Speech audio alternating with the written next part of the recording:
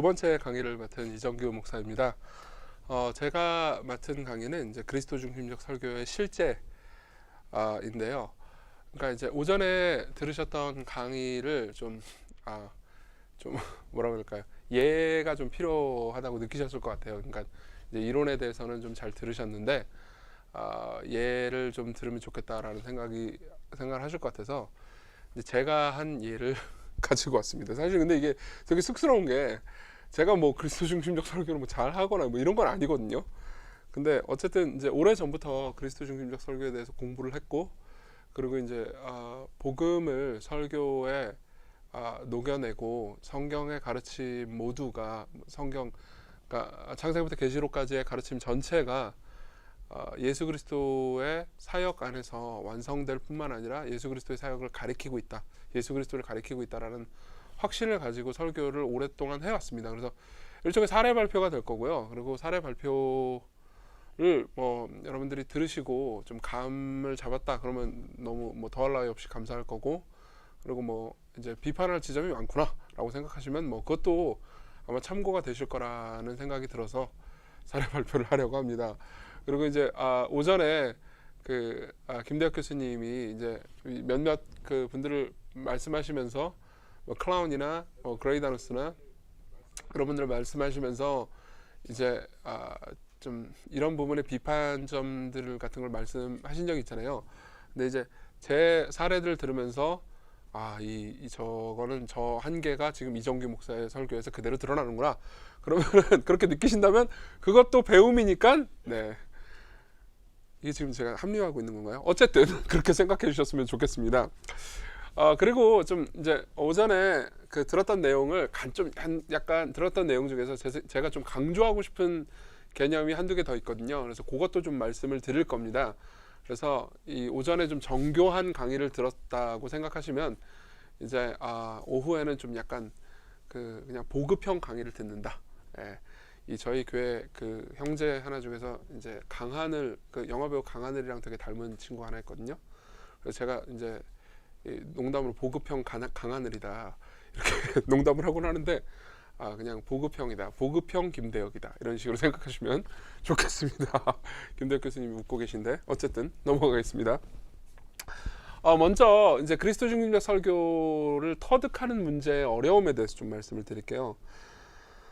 사실은 이제 우리가 이미 강의에서 확인을 했듯 그리스도 중심적 설교를 해야 될 이유, 그리고 역사, 그리고 근거 이런 것들이 제가 보기에는 되게 충분한 것 같습니다.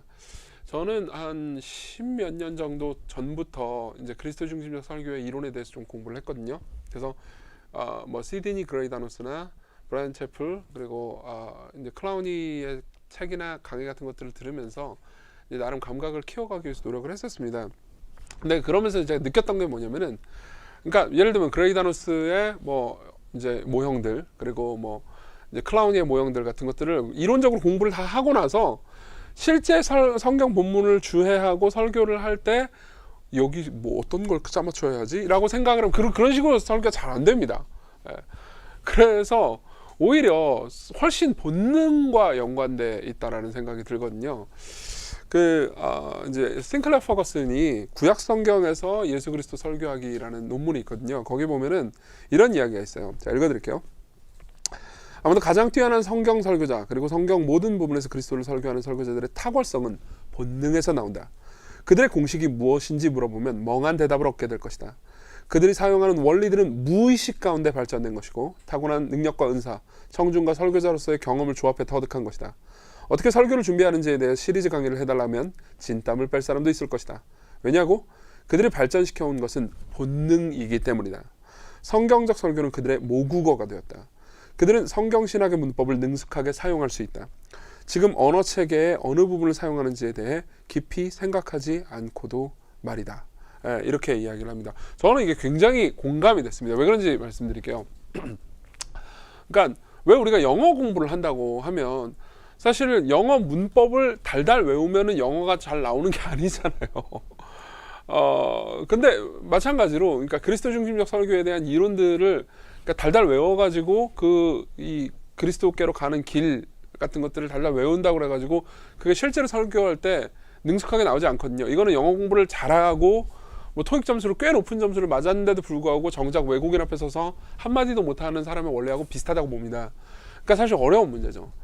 그래서 그러니까 제가 생각할 때 제가 이제 그리스도 중심적 설교를 이제 배워가고 발전시켜온 데 있어서 가장 좋았던 거는, 가장 이제 도움이 됐던 거는, 물론 이제 이론 공부들도 철저히 하려고 노력을 했습니다만 그리스도 중심적 설교를 실제로 하는 사람들의 설교를 지속적으로 들은 게 가장 도움이 됐습니다. 그래서 뭐 이제 오전에도 김대혁 교수님 말씀하셨지만 팀 켈러 설교를 이제 몇백 편 정도 들었습니다. 그리고 이제 다양한 뭐 클라운이나 다양한 사람들의 설교나 강의, 뭐 브라이언 채플의 강의나 설교 같은 것들을 계속 들으면서, 그러니까 이제 가급적 이 감각을 익히기 위해서 익숙하게 노력을 했던 것 같습니다. 그러니까 제가 보기에는 이게 이론 공부를 등한시하면서 하면은 사실 길을 잃기가 쉽지만 이론 공부를 철저하게 해가면서 다양한 신뢰들을 설교를 들음으로써 공부를 하면은 훨씬 더 감각을 잘 터득할 수 있지 않을까, 이런 생각이 듭니다. 이 말씀 먼저 드리고요. 그 다음에 제가 제시하려고 하는 그리스도 중심적 설교의 두 가지 특징을 좀 말씀을 드리겠습니다. 첫 번째로는 그리스도 중심적 설교는 그리스도의 사역이 제시되는, 그리스도의 인격과 사역이 제시되는 설교다라고 좀 말씀을 드리고 싶은데요. 이건 좀 제가 그 예전에 있었던 에피소드 하나를 얘기해 드릴게요. 옛날에 그 이제 해외 유명한 설교자 한 분이 이제 우리나라에 온 적이 있어요. 그래가지고 누군지 말씀을 안 드리겠습니다. 굉장히 유명한 설교자가 한국에 와가지고 설교를 하는데 목회자를 대상으로 강의를 하는데 제가 이제 거기에 참석을 한 적이 있거든요. 근데 제가 굉장히 좋아하는 설교자였기 때문에 이제 기쁨으로 맨 앞에 앉아가지고 열심히 잘 들으려고 했습니다. 근데 이제 그분이 그런 이야기를 하시더라고요. 이제 뭐 이런저런 얘기를 하다가 영어로 이제 말씀하셨죠. Preach Christ, 이런 말씀을 하셨어요. 그러니까 좀 호소하듯 이렇게 말씀하셨어요. Preach Christ. 번역하면 뭐죠? 그리스도를 설교하십시오, 이런 뜻이잖아요. 근데 옆에 이제 통역하시는 분이 Preach Christ라는 거를 옆에서 예수님을 설교하십시오, 이렇게 통역을 하는 거예요. 그래서 제가 왜 굳이? 이런 식의 생각이 들었거든요. 근데 여기에 이유가 있습니다. 여러분, 그리스도 중심적 설교라는 말은 분명히 들어보셨죠? 그렇죠? 근데 예수 중심적 설교라는 말 들어보신 적 있습니까? 아마 없을 겁니다. 왜냐하면 거의 쓰지 않기 때문입니다. 그럼 이게 두 개가 서로 다른 거냐? 뭐 다른 건 아닙니다. 그리고 예수님이 그리스도가 아니라는 거냐? 당연히 그것도 아니죠. 예. 근데도 불구하고 굳이 그리스도 중심적 설교라고 말하는 데는 이유가 있습니다. 왜냐하면은 뭐 다들 아시다시피 예수라는 이름은 이제 성자 하나님의 이름이잖아요. 근데 그리스도는 그분의 직분명이거든요. 다시 말하면 그리스도 중심적 설교라고 굳이 말하는 이유는 그분에 대해서 말할 뿐만 아니라 그분이 하신 일에 대해서까지 말하는 것이 목표이기 때문입니다. 무슨 말이냐면은 예를 들면 설교를 할 때 설교를 막 하면서 설교의 막판 부분에 예수님 얘기를 하면서 예수님께로 나오십시오 라고 한다고 꼭 그리스도 중심적 설교는 아니라는 말을 하는 거죠. 이거는 이제 팀 켈러 목사님의 설교라는 책에 보면은 좀 약간 감동적인 이야기가 하나 나옵니다. 그 얘기를 들어가면서 조금 더 예화를 더 많이 들어가면서 좀 설명을 해볼게요. 팀 켈러 목사님이 이제 설교문 한 편을 읽은 거예요. 설교문 두 편을 읽었답니다. 두 편이 이제 같은 본문으로 이루어진 설교문 두 편이에요. 근데 이게 뭐냐면 이제 귀신 들린 자를 치유하시는 예수님인 거죠.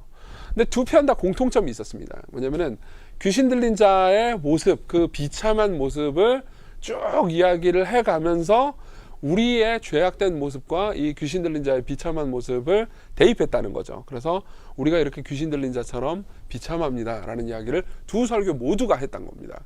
그리고 예수께서 그 귀신 들린 자를 고치셨잖아요. 그러면서 우리가 예수 그리스도께로 나온다면 이런 비참한 현실에서 구원받을 수 있다는 얘기도 그 두 설교 모두가 했습니다. 그리고 나서 한 개의 설교는 여러분들이 예수님께로 나와서 그분을 찾는다면, 그분께로 나온다면 여러분들은 고침받을 수 있습니다 하고 끝났는데, 다른 한 편의 설교는 거기서 한 발 더 나갔다는 겁니다. 제가 이 30페이지입니다. 여러분 강의 한 30페이지 그러면 제가 읽어드리겠습니다. 두 번째 설교를 읽었는데 설교 말미에 설교자가 중요한 질문을 던졌다. 설교자는 이렇게 말했다. 이 사람의 벌거벗음과 사슬과 소해, 그의 발광과 울부짖음은 우리 모두의 초상입니다. 우리는 죄인이고 성경은 우리 모두가 영적으로 죄와 우상, 공중의 권세 잡은 자의 노예가 되었다고 말합니다. 우리는 어둠의 나라에서 빛의 나라로 옮겨와야 합니다. 우리 모두가 이런 형편에 처해 있습니다. 자, 그리고 나서 그 다음에 이제 문제를 제기한 거잖아요. 근데 그럼 어떻게 우리가 구원받을 수 있는가? 그래서 중반부에 제가 읽어드릴게요. 설교자는 설교자는 예수님이 그 사람을 용서할 수 있는 이유는 예수님의 삶의 마지막 부분에 나온다고 말한다. 그러니까 보세요. 어떤 특징이 있냐면 성경 본문 있잖아요. 마가복음의 일부의 본문을 그 본문을 해설하면서 그 본문과 더불어서 마가복음의 마지막 부분 예수 그리스도의 십자가에서의 죽음과 부활까지 간다는 거죠. 계속 읽어드릴게요. 거기서 우리는 발가벗겨진 예수님을 발견한다. 보세요. 귀신 들린 자가 막 발가벗겨져가지고 아주 비참한 게 있어요. 근데 마지막 부분 예수 그리스도의 십자가에서 죽은 부분을 보면 예수 그리스도가 발가벗겨진 모습을 보잖아요.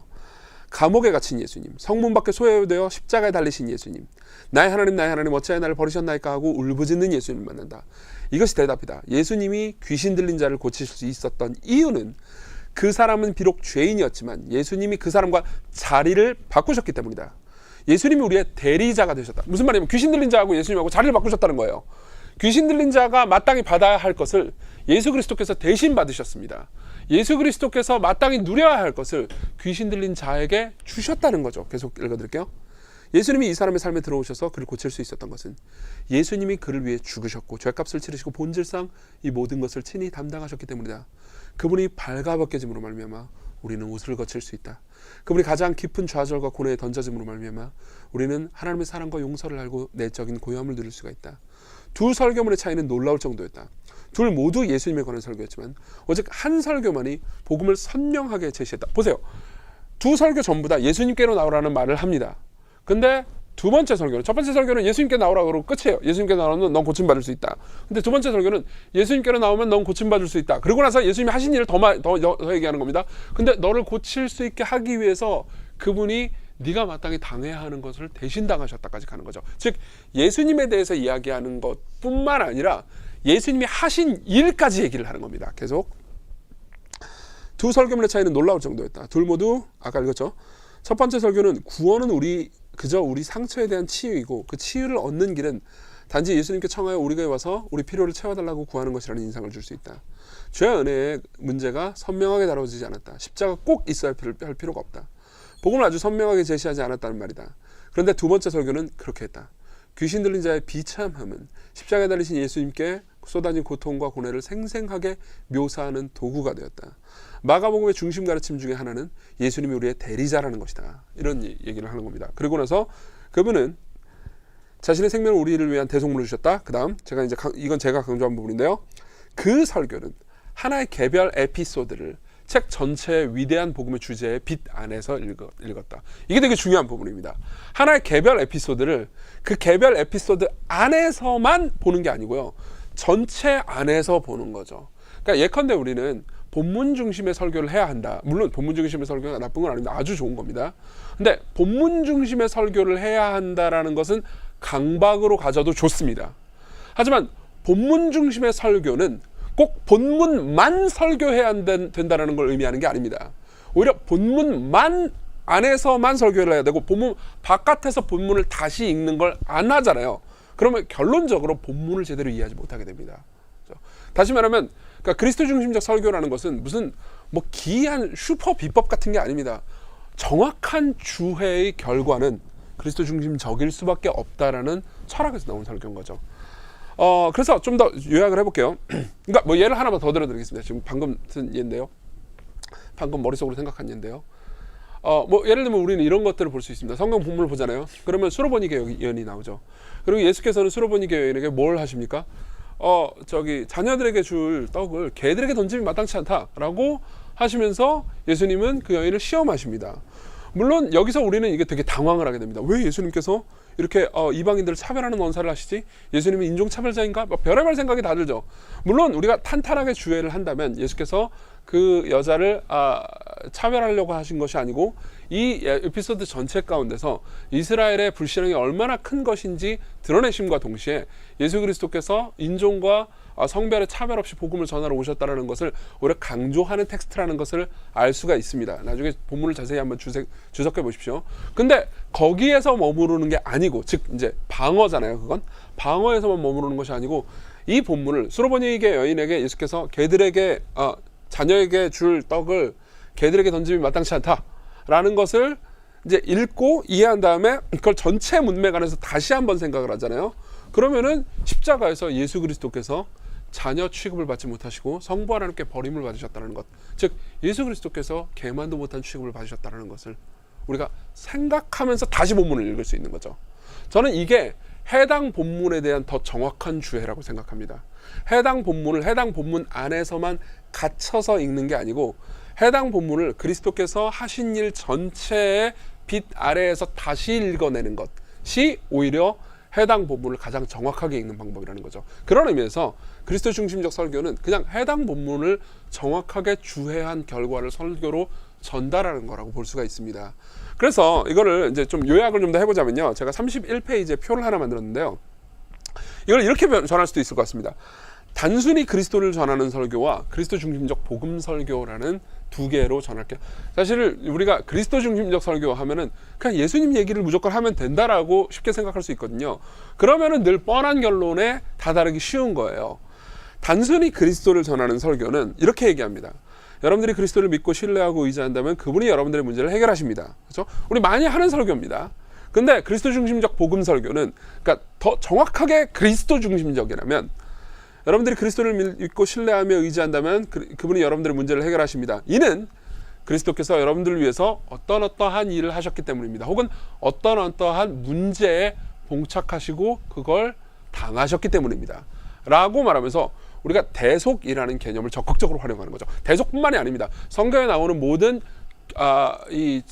교리적 주제라고 볼 수 있는 것을 예수 그리스도께서 하신 사역 안에서 적극적으로 다 풀어내는 방식의 설교가 바로 그리스도 중심적 설교라는 거죠. 또는 이렇게 얘기할 수도 있습니다. 우리는 보통 이제 우리가 설교할 때 많이 하는 방식이죠. 여러분들은 이런 말씀에 순종하십시오. 그러면은 여러분들에게는 이러한 복이 있을 것입니다. 라고 보통 우리는 설교를 많이 합니다. 그리고 이건 잘못된 설교는 아닙니다. 근데 그리스도 중심적 설교는 이 말씀에 순종하십시오. 그렇다면 당신에게 이러한 복이 있을 겁니다. 하지만 우리는 늘 불순종합니다. 이건 아주 실존적이죠. 그렇죠? 왜냐하면 이 상태에서 예를 들면 이건 설교자들에게도 일종의 좌절이 되는 부분이에요. 설교자들은 순종하면 복을 받습니다. 하나님께서 여러분들과 함께 하실 겁니다. 라고 말을 합니다. 그렇죠? 그리고 여러분들이 아마 정직한 설교자들이라면 다 이 불안과 절망을 경험해 본 적이 있을 겁니다. 이렇게 설교를 했지만 사람들은 불순종한다는 걸 압니다. 그렇죠? 왜요? 설교자도 불순종하니까요. 나도 불순종한단 말이에요. 그럼 여기서 끝내버리면 사실상 나는 사람들한테 명령만 하고 이거 해라 저거 해라 라고만 말하는 사람이지, 쉽게 말하면 잔소리만 하는 사람이지 무언가 사람들을 실질적으로 돕지는 못해 라는 좌절감이 있습니다. 아마 이 강의를 들으시는 분들 중에서도 분명히 이 좌절감을 경험해 보신 분들 혹은 지금 이 좌절감을 경험하고 계시는 분들이 계실 겁니다. 근데 거기서 이렇게 얘기할 수 있어요. 우리는 늘 불순종합니다. 정직하게 인정하는 거죠. 실제로 나도 불순종한다는 걸 설교자가 담대하게 인정해도 됩니다. 이는 우리가 죄인이기 때문입니다. 그런데 그리스도께서 당신이 첫 번째 완전히 순종했다고 여겨지게 하기 위해서 어떤 일들을 하셨습니다. 그리고 또한 당신이 기쁨으로 순종할 수 있도록 용기를 주시기 위해서 어떤 일들을 하셨습니다. 라고 말해주는 거죠. 즉 우리가 행해야 하는 일만 설교하는 것이 아니고요. 하나님이 우리를 위해서 행하신 일을 함께 설교하는 것. 이게 그리스도 중심적 혹은 복음적 설교라는 거죠. 사실 이거는 굉장히 기독교적인 설교이기도 합니다. 다시 말하면 저는 이렇게까지 주장할 수 있습니다. 오직 그리스도 중심적 설교만 좀 약간 저는 과격하죠. 오전에 이제 교수님은 이렇게 부드럽게 하셨는데 저는 좀 과격합니다. 물론 그리스도 중심적 설교를 안 한다고 그래가지고 모든 설교가 잘못됐다고 말하고 있는 건 아닙니다. 그건 좀 이따 얘기해 드릴게요. 기독교적 설교라는 말은 이겁니다. 예컨대 보세요. 여러분들이 하나님께 어떤 일들을 하고 하나님께 구하십시오. 하나님을 찾으십시오. 하나님께 도움을 요청하십시오. 그러면 하나님께서 여러분들에게 무슨 일들을 해주실 겁니다. 라는 메시지는 이 하나님이라는 단어를 알라로 바꾸잖아요. 혹은 그리스도라는 단어를 알라로 바꾸잖아요. 그러면 이슬람교 이맘도 할 수 있는 설교입니다. 물론 알라라는 말이 아랍어로 하나님이라는 뜻이긴 하지만 근데 보세요. 하나님께서 예수님께로 나아오십시오. 그럼 당신을 예수님께서 사망에서 건지실 겁니다. 그죠? 그리고 그걸 위해서 당신을 건지시기 위해서 그분이 사망으로 들어가셨습니다. 이거는 이슬람교 이맘이 절대 할 수 없는 설교입니다. 이 모든 성경에서 그리스도를 설교하라라는 책이 있습니다. 데니스 존슨이라는 분이 편집하시고 이제 여러 명의 그 에드문드 클라우니의 제자들이 에드문드 클라우니에게 바치는 헌정 설교집이 있거든요. 우리나라에도 번역이 됐습니다. 관심 있으시면 그 신뢰를 원하시면 한번 읽어보시는 것도 좋습니다. 근데 거기 보면은 이제 그 모든 설교문을 기고한 설교자들이 자신과 이제 에드문드 클라우니와의 그런 추억 같은 것들을 이제 설교문 앞부분에 조금 이야기를 하거든요.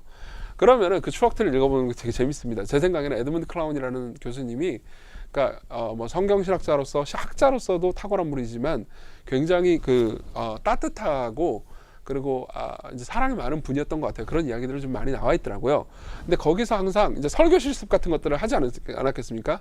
그럼 설교 실습을 할 때마다 클라우니 교수님이 이런 질문을 던졌대요. 당신의 설교에서 당신의 구주 예수님은 어디 갔습니까? 라는 질문을 던졌대요. 근데 또 제가 인상적이었던 부분은 이거였습니다. 또 이런 질문도 던졌다고 하더라고요. 당신의 설교에서 당신의 설교가 이슬람교 이맘도 할 수 있는 설교 아닙니까? 당신의 설교가 오직 기독교인들만 할 수 있는 설교라는 것을 어떻게 할 수 있습니까? 라는 질문을 했다는 거죠. 저는 이 질문이 클라우니 교수님을 제가 본 적도 없고 안 적도 없고 간접적으로 듣기만 했지만 저한테는 굉장히 큰 도전이 됐습니다. 쉽게 말하면 제가 설교문을 완벽하게 제 생각에 완벽하게 작성을 해놓고 제 설교문을 향해서 묻는 거예요. 이 설교문에 나와 있는 예수님, 그리스도, 뭐 하나님 이 단어를 전부 다 알라로 바꾸면 이슬람교 이맘도 고개를 끄덕이면서 혹은 유대교 랍비도 고개를 끄덕이면서 이 좋은 설교군이라고 할 수 있지 않을까? 그렇다면 나는 기독교적인 설교를 한 게 아니다 라고 생각을 하는 거죠. 그래서 이걸 좀 더 정교화시키면 32페이지로 넘어가시면 좋겠습니다.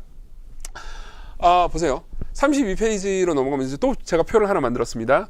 이 표는 A 하나님과 B 하나님을 묘사합니다. A 하나님은 우리가 그리스도 중심적인 설교를 하지 않을 때 청중들이 인식하는 하나님입니다. 우리가 그리스도 중심적 설교를 안 하잖아요. 그럼 청중들은 하나님을 A 하나님으로 인식합니다.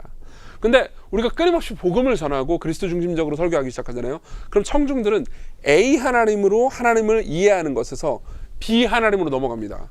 A 하나님, 불순종과 불순종 가운데 복과 저주를 명하시는 하나님, 그렇죠? 많은 청중들이 하나님을 이런 식으로만 이해합니다. 근데 B 하나님은 어떻습니까? 순종과 불순종 가운데 복과 저주를 명하시지만 친히 순종함으로 복을 주시고 저주를 제가 잘못 썼습니다. 받으심으로입니다. 죄송해요. 저주를 오타입니다. 받으심으로 우리의 불순종을 가져가신 하나님 예수 그리스도죠. 그렇죠?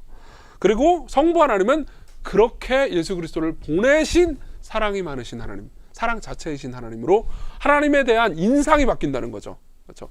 예컨대 저를 볼 때도 제가 어떤 일을 했는지에 대해서 정확히 모르고 그냥 제 얼굴만 보면은 이렇게 생각할 수도 있습니다. 저 사람은 참 못생기고 험악하게 생겼구나. 성격이 나쁜 사람일 거야. 라고 생각하실 수도 있습니다. 여러분들이 지금 제 얼굴을 보면서 그렇게 생각하신다면 자, 그럼 넘어가겠습니다.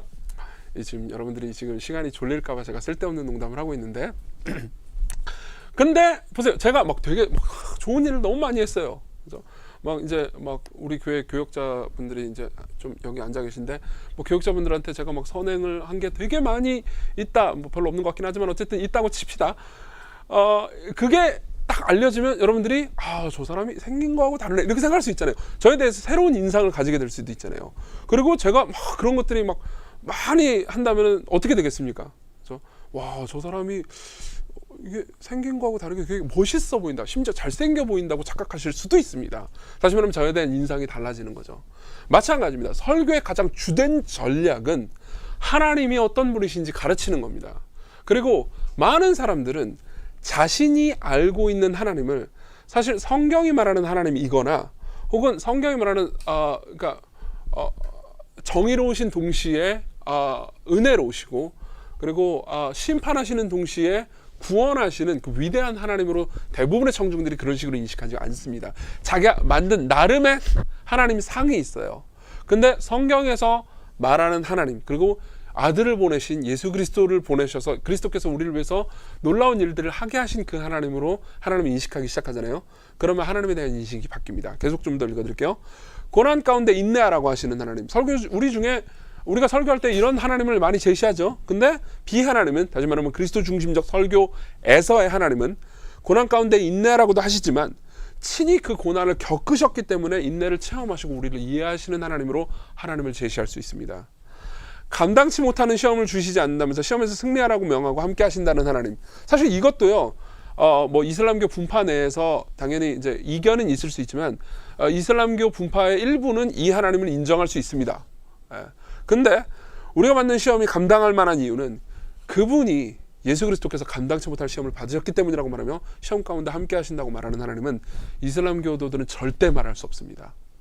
우리만 말할 수 있죠. 그리고 이런 식으로 하나님을 만난다고 하십시오.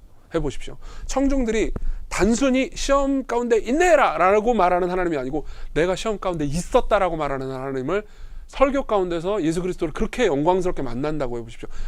청중들이 시험을 대하는 것에 대한 자세 자체가 달라질 수 있습니다. 죄를 회개하고 용서받으라고 명하시는 하나님. 근데 더 나아가서 죄인들과 하나 되셔서 시편을 노래하시고 죄인들의 죄를 마치 자신의 것처럼 여기시는 하나님까지 나아가면, 이건 조금 이따 더 자세히 얘기하겠습니다. 시편 설교 얘기하면서 좀 더 얘기를 해드릴게요. 여기까지 나가면요, 하나님에 대한 인식을 새롭게 할 수 있습니다. 간단하게 정리하자면, 지금까지 내용 간단하게 정리하자면 이렇습니다. 우리가 예수 그리스도를 말할 때 우리는 진정 하나님을 말할 수 있습니다. 뭐 예를 하나 더 들어드리겠습니다. 많은 분들이 실제로 이런 이야기를 합니다. 그리스도 중심적인 건 삼위 하나님 중에서 한 위격에만 중심을 두는 거기 때문에 별로 삼위일체적이지 않다. 그러니까 삼위일체 중심적 설교를 해야 한다라는 오해를 하시는 경우가 있습니다. 근데 실제로 저는 더 나아가서 만일 그리스도 중심적이지 않는다면 사실 삼위일체적이지도 않다라고 주장합니다. 이거는 이제 저뿐만이 아니라 실제로 삼위일체 신학을 전개하는 분들의 설교나 신학 같은 걸 보잖아요. 그러면 대부분 그리스도 중심적입니다. 왜 그런지 말씀드릴게요. 보세요. 예수 그리스도로 말미암아서 사실 우리는 아버지와 성령을 알게 되었다는 것이 첫 번째입니다. 무슨 말인지 설명해 드리겠습니다. 보세요. 자, 구약 성경만 가지고 있다가 우리 신약 성경을 딱 가지고 있습니다. 그렇죠? 근데 우리는 보통 이런 식으로 쉽게 생각하기 쉬워요. 그러니까 구약 때는 성부 하나님만 일하시다가 아버지만 있다가, 구약 때 나타난 하나님은 아버지이기만 하다가 신약 때 아들, 성령 이렇게 따닥하고 등장을 했다고 오해를 하기가 쉽습니다. 근데 성부 하나님이 아버지 하나님이라는 것을 우리는 어떻게 알게 되냐면 예수께서 하나님을 아버지라고 부르셨기 때문에 알게 된 겁니다. 예수님이, 이분이 하나님이에요. 근데 하나님이시자 사람이신 분이 하늘에 계신 하나님 향해서 아버지여라고 불러요. 그걸 통해서 우리가 성부라는 분이 계시구나라는 걸 알게 된 거예요. 정확히 말하면 성부를 우리가 이해하게 된 건 예수 그리스도를 통해서 이해하게 된 겁니다. 실제로 예수께서도 이 말씀을 예사롭게 여기면 안 됩니다. 내가 길이요 진리요 생명이니 곧 나로 말미암지 않고는, 그다음 뭐라고 말씀하시죠? 아버지께로 올 자가 없다고 말씀하십니다. 무슨 말이냐면 그리스도를 알지 못하면 아버지를 알지 못합니다. 실제로 우리가, 그러니까 예수님에 대해서 이야기를 많이 해야 결국은 하나님을 그럼 예수님이 아버지라고 부르는 이 하나님은 누구죠? 라는 질문을 하면서 삼위일체에 대해서 관심을 가지게 돼요. 예를 들면 여러분들이 설교를 할 때 예수님 얘기를 별로 안 한다고 합시다. 그냥 하나님께서 여러분들을 어떻게 하십니다. 여러분들은 하나님께 어떻게 해야 됩니다.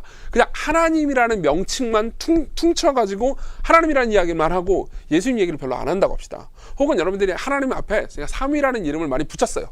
삼위일체 하나님께서, 그러면 어떻게, 그럼 아까보단 낫죠. 근데 삼위일체라는 단어가 앞에 붙는다 하더라도 그냥 하나님 그러잖아요. 그럼 어떻게 되냐면 사람들은 그냥 양태론적 혹은 그냥 단일 위격의 하나님만을 상상하기가 쉽습니다. 근데 보세요. 자, 우리가 예수님 얘기를 합니다. 예수님 얘기를 해서 그분이 우리를 위해서 성부 하나님께 기도하셨습니다. 그럼 당장 청중은요. 보세요. 우리가 한 말은 그리스도 중심적인 말이죠. 근데 청중들은 예수님이 있고, 그러니까 새신자도 똑같이, 처음 교회로 온 사람도 똑같이 인식하기 시작합니다.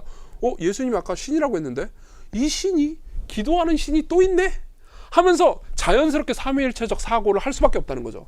바꿔서 말하면 예수 그리스도를 중심적으로 설교하지 않잖아요. 그러면 삼위일체적으로 성부 하나님을 이해할 수 없습니다. 그리고 뭐 잘 아시겠지만은 이 예수 그리스도를 알고 경험하게 하기 위해서 성령님께서 배후에서 일하시잖아요. 그렇죠? 그러니까 사실 우리가 그리스도 중심적 설교를 할 때 진정 삼위일체 중심적 설교를 안 할 수가 없게 된다는 얘기인 거죠. 자, 그 다음 이제 32페이지 중반부입니다. 성경 전체의 문맥 안에서 본문을 이해하는 설교입니다. 사실 아까 얘기하긴 했는데 간단하게 얘기하면은, 그러니까 정말 많은 분들이 그리스도 중심적 설교는 뭐 본문의 주해를 비틀어서 자기 입맛대로 이렇게 하는 설교다, 막 너무 예수님께로 그냥 말도 안 되는 방식으로 연결시키는 설교다라고 오해를 하시기 때문에 이런 말씀을 드리는 건데요. 물론 그런 설교들이 있긴 합니다. 근데 제가 좀 약간 그 변명을 해드리고 싶은 게 있습니다. 이제 오전에 우리가 이미 봤지만 그리스도 중심적 설교 같은 경우에는 이미 교부 때부터 그 확고한 기초가 있었고, 그리고 시간이 지나면서 성장하고 그리스도 중심적 설교가 좀 더 발전된 경향이 있습니다. 다시 말하면 우리가 그러니까 꽤나 성숙해가지고 발전된 단계에 이르는데도 불구하고 그 중간 단계에 어떤 학자의 중간의 설교를 보면서 그리스도 중심적 설교 전체를 비판하는 것은 사실상 정직하지는 않은 태도라는 거죠. 게다가 한 개인으로서도 마찬가지입니다. 어떤 목회자가 내가 그리스도 중심적 설교를 듣고 이 비전을 보면서 너무 감동을 받았다. 그래서 오늘부터 내가 전주까지는 내가 그리스도 중심적 설교를 안 하다가 이번 주부터 그리스도 중심적 설교를 열심히 해봐야지. 그럼 그 주부터 팀 켈러 같은 설교가 나오냐? 그럴 리가 없잖아요. 그렇잖아요. 그때부터 그 설교자는 거의 몇 년, 그러니까 짧게는 몇 년, 길게는 십수년에 걸쳐서 설교가 성장해 가야 합니다. 실제로 그리스도 중심적 설교는 굉장히 깊이 있게 성장해 가야 됩니다. 그러니까 신학의 4대분과 전반에 대한 이해가 자라가면서 함께 성장하고요. 그리고 이 본문을 명료하고 정확하게 주의하면서 본문을 통해서 나오는 예수님에 관한 이야기가 억지스럽거나 알레고리컬하거나 막 이상하게 막 갑자기 뛰어넘는 듯한 느낌이 들지 않고 자연스럽게 이어지면서 본문의 절정으로 이어지는, 그러면서도 성도들을 향한 삶의 적용에 빛나는 설교를 하기까지는 굉장히 오랜 시간이 걸립니다. 근데 그 오랜 시간이 걸리는 중간 단계의 설교 몇 편을 좀 듣거나 좀 자기가 설교를 해봤는데, 그러니까 스스로도 알잖아요. 설교 해보신 분들은 내가 오늘 설교했는데 청중들이 듣기에도 당연히 그렇겠지만 내가 생각해도 오늘 설교는 그냥 아무데나 그냥 예수님을 갖다 붙인 설교였어. 당연히 그런 설교를 해보신 분들 계실 거예요. 그리고 나서 나는 쓰레기야 그러면서 하시면 안 된다는 거죠. 우리는 발전이 필요합니다. 그리고 그 발전 가운데 우리는 격려도 필요하고요. 그리고 여러분들을 사랑하는 청중들이라면 그 발전 과정을 함께 즐겨줄 겁니다. 이제 제 얘기를 좀 잠깐 드리자면, 저희 교회 성도들 같은 경우에는 모두라고 말할 수는 없지만 저희 교회 성도님들 많은 분들은 이제 저는 형편없는 설교를 많이 했죠. 10년 제가 이제 개척한 지 10년이 넘었거든요. 10년 넘는 동안 형편없는 설교를 많이 했죠. 근데 그 과정 중에서도 참 예수님을 늘 바라보고 은혜를 누리시고 그리고 기뻐해 주셨어요. 그러면서 제가 이제 우리가 성장하지 않는다면은 안 되겠지만 계속해서 성장해가는 과정을 응원해 주시고 기뻐해 주시고 그걸 함께 누리셨거든요. 그러니까 모든 성도들이 다 그럴 수는 없겠죠. 하지만 여러분들이 복음을 전하는 대상들이 분명 하나님께서 그런 사람들을 붙여주실 겁니다. 그래서 그분들과 함께 성장하면서 그분들의 기도와 응원을 받으면서 계속해서 열정과 진심을 가지고 복음을 전하시면 된다는 거죠. 쓸데없는 얘기가 많아졌습니다. 계속할게요. 그래서 두 번째로 성경 전체의 문맥 안에서 본문을 이해하는 설교인데요. 이제 아까도 이미 얘기를 했습니다. 본문을 본문 안에서만 보는 게 아니고 전체 본문 안에서 보는 거죠. 옛날에 제가 신명기 28장을 어떻게 설교해야 되나 이런 것 때문에 굉장히 고민을 많이 했거든요. 옛날에. 그래서 신명기 28장에 보면 분명히 하나님께 순종하면 들어가도 복을 받고 나가도 복을 받고 떡반죽 그릇과 광주리가 복을 받고, 그리고 머리가 될지언정 꼬리가 되지 아니하고, 왜 옛날에 우리 어머님들 자식들 있어요. 머리가 될지언정 꼬리가 되지 아니하게 해주십시오. 이렇게 기도하시잖아요. 저를 위해서 이제 어떤 권사님이 그렇게 기도해 주셨는데 저는 이제 거대한 꼬리가 되었습니다. 몸이 큰. 어쨌든 근데 또 이제 신명기 28장 15절 이하부터 보면은 불순종하면 저주를 받고 들어가도 저주를 받고 나가도 저주를 받고 떡건과 광주리가 저주를 받고 하여튼 온통 저주를 받아요. 이방 민족들이 쳐들어올 때 네가 한 길로 들었다가 10길로 도망갈 거고 계속 나옵니다. 그럼 생각해보세요. 이 본문 안에서만 본다고 합시다. 이 본문의 범위 내에서만 나는 본문 중심적 설교를 하겠어. 그래서 본문의 범위 내에서만 설교를 한다고 합시다. 그러면 여러분들은 피치 못하게 하나님께 순종하십시오. 복을 받을 겁니다. 불순종하면 니들은 저주라는 설교 외에는 절대 못하게 됩니다. 그리고 우리는 보통 이걸 기복주의라고 부르죠. 어떻게 이걸 받아들여야 될까요? 이거는 우리에게 굉장히 큰 그러니까 도전을 안겨줍니다. 예컨대 사도 바울의 삶만 한번 생각해 보십시오. 사도 바울의 삶이 진짜 떡반죽 그릇과 광주리가 막 펑펑 넘쳐나는 삶이었습니까? 그렇지 않잖아요. 간단하지 않잖아요, 이 문제가. 근데 이 문제를 해결할 수 있는 길은 전경, 성경 전체의 모든 스펙타클을 다 보아야만 해결이 됩니다. 성경 전체, 그러니까 정경이라고 표현할 수도 있죠. 정경을 이해해야만 이 문제를 받아들일 수 있습니다. 먼저 생각해야 되는 건 이겁니다. 성경에 보면 여기 나와 있는 하나님의 말씀을 완벽하게 지켰는데도 불구하고 여기 나와 있는 복은 하나도 받지 못하고, 그리고 여기 나와 있는 말씀 하나도 어기지 않았는데도 불구하고 성경에 나와 있는 저주란 저주로 몽땅 받은 사람이 한 명 있습니다. 누구죠? 예수님이죠. 여러분 다 알고 계실 겁니다. 예수 그리스도께서 순종하셨는데도 불구하고 저주를 받으셨습니다. 복을 받지 못하셨어요. 왜요? 우리는 답을 알고 있습니다. 그렇죠? 이미 로마서 4장 25절에도 말하고 있습니다. 그분이 우리가 마땅히 받아야 되는 저주를 우리 대신 가져가셨고요. 그리고 우리는 받을 자격이 없는 복을, 그것도 단순히 뭐라고 해야 될까, 그냥 물질적 복만으로는 도무지 형용하거나 상상도 할 수 없는 성부 하나님께로부터 영원히 사랑을 받을 수 있는 그 복을 우리에게 주셨다는 거죠. 그렇기 때문에 우리는 그 복 안에서 때로는 고통을 겪기도 하고 때로는 복을 누리기도 하지만 그 전체가 우리에게 모든 것이 합력해서 선을 이룰 것이라는 것을 확신할 수 있습니다. 그렇죠? 그러면 어떻게 되느냐? 성경을 여러분들이 설교를 하려고 하잖아요. 그럼 반드시 본문 중심적 설교를 여러분들이 하고 싶다면 본문 안에 갇히는 방식으로 성경을 해석해서는 안 됩니다. 본문 안을 충분히 주해한 다음에 이 주해를 전경 아래에서 봐야 된다는 거죠. 이걸 이런 식으로 표현할 수도 있을 겁니다. 이건 팀 캐럴 목사님이 든 예인데 저는 이 예를 되게 좋아합니다. 여러분들이 그 식스센스라는 영화를 아실 겁니다. 그 브루스 윌리스가 나오는, 모르셔도 됩니다. 너무 20몇 년 전 영화예요. 근데 이제 간단하게 얘기하자면 이 영화는 반전 영화입니다. 그리고 제가 반전을 미리 까발리겠습니다. 반전을 듣고 싶지 않은 분들은 지금 잠깐 귀를 막아주세요. 브루스 윌리스가 귀신입니다. 자, 보십시오. 이걸 딱 알잖아요. 그 식스센스를 보잖아요. 그러면 브루스 윌리스와 막 다른 사람들의 행동이 막 되게 미스터리합니다. 그래서 왜 이렇게 행동하지? 왜 이럴까? 그래서 뭐가 어떻게 돼가고 있는 걸까? 그래서 흥미진진하게 보죠. 그래서 뭔가 풀리지 않는 의문이 있긴 하지만 그래도 되게 흥미진진합니다. 그래서 쭉 가다 보면 나중에 알고 보니까 브루스 윌리스가 귀신이었어요. 그러면 이렇게 됩니다. 그러면서 영화를 처음으로 다시 돌아간다고 합시다. 보통 반전 영화는 2번 보게 되죠. 그럼 어떻게 되냐? 이게 복선이었구나! 그러면서 모든 내용들이 다 풀리기 시작합니다. 올바로 제대로 된 반전 영화는 사실 떡밥을 던지는 걸 회수하지 않는 일이 없습니다. 다 회수해내요. 그죠? 유주얼 서스펙트나 이런 것들도 보면은 이건 반전을 안 까발릴게요. 걱정 마세요. 그리고 식스센스는 반전 알고 봐도 재밌습니다. 근데 다 이해가 되죠. 성경이 바로 그런 책입니다.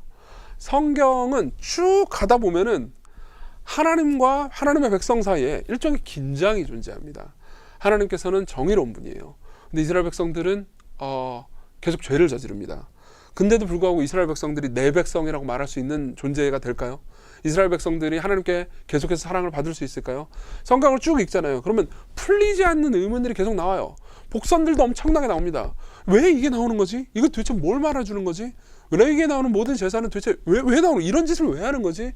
되게 이게 뭔가 재미있고 흥미진진하기도 하지만 복선들이 너무 많아가지고 다 안 풀려요. 그러다가 신약으로 넘어갑니다. 그리고 신약 성경의 사복음서의 내내 이야기가 이 모든 이야기들이 예수께서 어떻게 살아내셨고 어떻게 성취하셨는가에 대한 이야기죠. 그리고 십자가에서의 죽음과 부활을 볼 때 반전이? 이런 생각이 드는 거죠. 그리고 그 반전의 충격을 가슴에 간직하고 있으면 사도행전부터 서신서와 이제 계시록까지가 나오잖아요. 그러면 이 모든 내용들은 다 앞에 반전이 어떤 의미가 있고 어떻게 구약을 성취했는지에 대해서 막 설명해 주는 책입니다. 그리고 계시록에 가서 짜잔 하고 나서 완성된 모습을 보여주죠. 그러고 나서 반전과 전체 내용을 다 이해한 다음에 처음으로 다시 돌아가잖아요. 그러면은 모든 내용을 이 반전의 빛 아래에서 다시 해석할 수밖에 없게 되는 거죠. 그렇죠? 그게 바로 그리스도 중심적 설교의 원리입니다. 그래서 33페이지에 보면은 이제 스펄전 목사님의 말이 있죠. 젊은이여, 그대는 영국 도시의 모든 마을, 도시와 마을, 그리고 불악으로부터 그 길이 어디에 있든지 간에 런던에 이르는 길이 있다는 것을 모릅니까? 마찬가지로 성경의 모든 본문으로부터 그리스도에게 이르는 길이 반드시 있습니다. 사랑하는 형제요, 그대가 본문을 해석할 때 그대가 해야 할 일은 그리스도에게 이르는 길이 무엇인가를 말하는 것입니다. 나는 한 번도 본문 속에 그리스도에게 이르는 길을 갖지 않고 있는 본문을 발견한 적이 없습니다. 그렇죠? 실제로 스펄전의 설교를 들어보면은 한 번도 그 본문 속에 그리스도에게 이르는 길을 갖지 않고 있는 본문을 많이 발견하게 됩니다. 스펄전 설교 제가 되게 많이 읽었거든요. 스펄전 설교는 늘 그리스도 중심적인 그런 방식으로 되진 않아요. 그러나 제 생각에는 그러니까 그리스도 중심적 설교가 그 전에 뭐 그렇게 발전하지 않았거든요. 그러니까 제 생각에 당대로서는 아주 충격적인 방식으로 복음 중심성을 잘 살려냈을 겁니다. 실제로 지금 읽어봐도 저한테는 되게 유익이 많이 되거든요. 근데 어쨌든 간에 최소한 스펄전은 이 부분에 있어서 굉장한 확신을 가지고 있었다는 거죠. 계속 읽어드릴게요. 만약 내가 이러한 본문을 발견한다면 나는 숲풀과 도랑을 샅샅이 뒤지겠지만 결국 나는 나의 주님을 만나게 될 것입니다. 왜냐하면 설교가 그 안에 그리스도의 향기를 갖지 않다면 그 설교는 아무런 가치가 없기 때문입니다. 이렇게 얘기합니다. 자, 그러면은 이제 문제는 뭐냐면 이걸 어떻게 찾느냐예요. 예를 한번 들어보겠습니다. 예를 이제 앞으로 쭉 여러 개를 들 겁니다. 산상설교. 산상설교는 윤리적인 본문입니다. 그것도 이제 뭐 구약에 나타나는 뭐 예수님 뭐 이렇게 하잖아요. 그러면 이제 좀 약간 복잡하긴 하지만 이제 이건 예수님 직접 말씀하신 건데 윤리적인 본문이잖아요. 그러니까는 이걸 어떻게 설교해야 되지라는 생각을 하게 됩니다. 자, 요거는 이제 어떻게 하는지 일종의 길을 제가 좀 하나 안내를 해드리겠습니다. 실제로 산상설교를 다시 잘 보잖아요. 그럼 전체를 쭉 보잖아요. 그러면 일종의 날카로운 대조가 이루어지고 있다는 것을 알게 됩니다. 그 대조는 하나님의 말씀을 지키는 사람과 하나님의 말씀을 지키지 않는 사람의 대조가 아닙니다. 종교가 없는 사람과 종교가 있는 사람의 대조가 아닙니다. 오히려 종교가 있는 사람과 종교가 있는 사람의 대조인 거죠. 여호와 하나님을 섬깁니다라고 생각하는 사람과 여호와 하나님을 섬깁니다라고 생각하는 사람들 간의 대조입니다. 그 대조는 어떤 식으로 이루어지냐면 예수께서 계속 그들은 혹은 너희는 이라는 말을 쓰면서 두 양자 간의 양자 그룹을 아주 날카롭게 대조하시거든요. 이렇게 되는 겁니다. 그들은 좀 33페이지 말에 보면 표를 제가 만들었습니다. 옛사람에게 말한 바 살인하지 말라. 누구든지 살인하면 심판을 받게 되라. 그들은 어떻게 생각해요? 그러니까 살인하지 말라. 살인하면 심판을 받게 될 거다. 그러면서 단순히 죄를 행위 중심적으로만 이해합니다. 근데 너희는 어떻게 생각해야 되냐면 나는 너에게 이르노니 형제에게 노하는 자마다 심판을 받게 되고 형제를 대하여 나가라 하는 자는 공회에 잡혀가게 되고 미련한 놈이라 하는 자는 지옥불에 들어가게 되리라 라는 말씀을 듣습니다. 그러니까 어떤 거예요? 그들은 죄에 대해서 단순히 행위로 인식하지만 너희는 이웃을 미워하고 욕하는 것도 하나님께서 명령하신 살인죄를 범하는 것이라는 것을 깨달으라는 거죠. 이거는 예수 그리스도께서 이 십계명을 굉장히 깊이 있게 묵상하시고 십계명에 대한 올바른 해석을 사람들에게 가르쳐 주시는 겁니다. 그래서 보면은 계속해서 너는 간음하지 말라는 얘기를 들었지만 그들은 간음이라는 이제 행동만 죄라고 생각하지만 실제로 너희 안에 있는 탐욕이 문제다라고 하면서 그들과 너희를 계속해서 날카롭게 분별하시죠. 그러면서 그들과 달리 너희들은 진정함으로 예수 그리스도 그러니까 진정함으로 하나님의 말씀을 잘 지켜야 된다라는 얘기를 계속하는 겁니다. 그렇죠? 이 대조를 쭉 보잖아요. 그러면 뭘 깨닫게 되냐면은 이런 걸 깨닫게 됩니다. 산상설교를 정직하게 읽어냈다면은 우리 모두가 하나님의 심판과 진노 아래 처해 있으며 우리가 산상수훈으로부터 구원을 받아야 한다는 것을 깨닫게 됩니다. 우리 모두가 죄인이에요. 어떻게 우리가 음욕을 안 품을 수 있겠습니까? 그렇죠? 다시 말하면 이 모든 내용들이 이제 우리 안 가운데 이제 그 두 가지 생각을 하게 만듭니다. 산상설교를 정직하게 읽어내는 사람은 첫 번째로 이런 생각을 하게 됩니다. 너무너무 괴롭다. 나는 이거 다 지켜낼 수 없다. 주님, 저를 산상설교로부터 구원해 주세요. 라는 생각을 하게 됩니다. 정직하게 이 본문을 자기에게 적용시키는 방식으로 읽어냈다면요. 근데 또 다른 한편 생각도 들죠. 이 말씀들을 진짜 사람들이 다 지킨다고 생각하세요. 나도 이 말씀을 완벽하게 지킬 수 있다고 생각을 해보십시다. 그럼 이거 천국이잖아요. 누구도 누구에 대해서 의욕을 품지 않습니다. 누구도 누구에 대해서 적의를 품지 않아요. 서로 사랑합니다. 다시 말하면 하나님 나라가 펼쳐지는 거죠. 그렇죠? 실제로 이건 하나님 나라의 삶에 대한 강론이기도 합니다. 그렇죠? 하나님 나라의 삶은 산상설교를 완벽하게 지키는 삶입니다.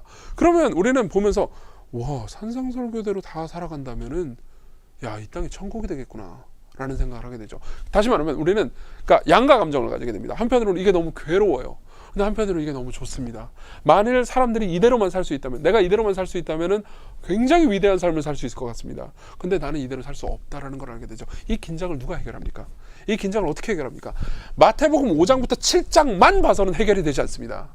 예수께서 마태복음 5장과 7장에서 이렇게 말씀하시고 쭉 마태복음을 쭉 따라가잖아요. 그러면은 이 산상설교가 우리가 따라야 하는 율법, 우리가 따라야 하는 법만 말하는 게 아니고 점점 한 사람을 말해주고 있다는 것을 알게 됩니다.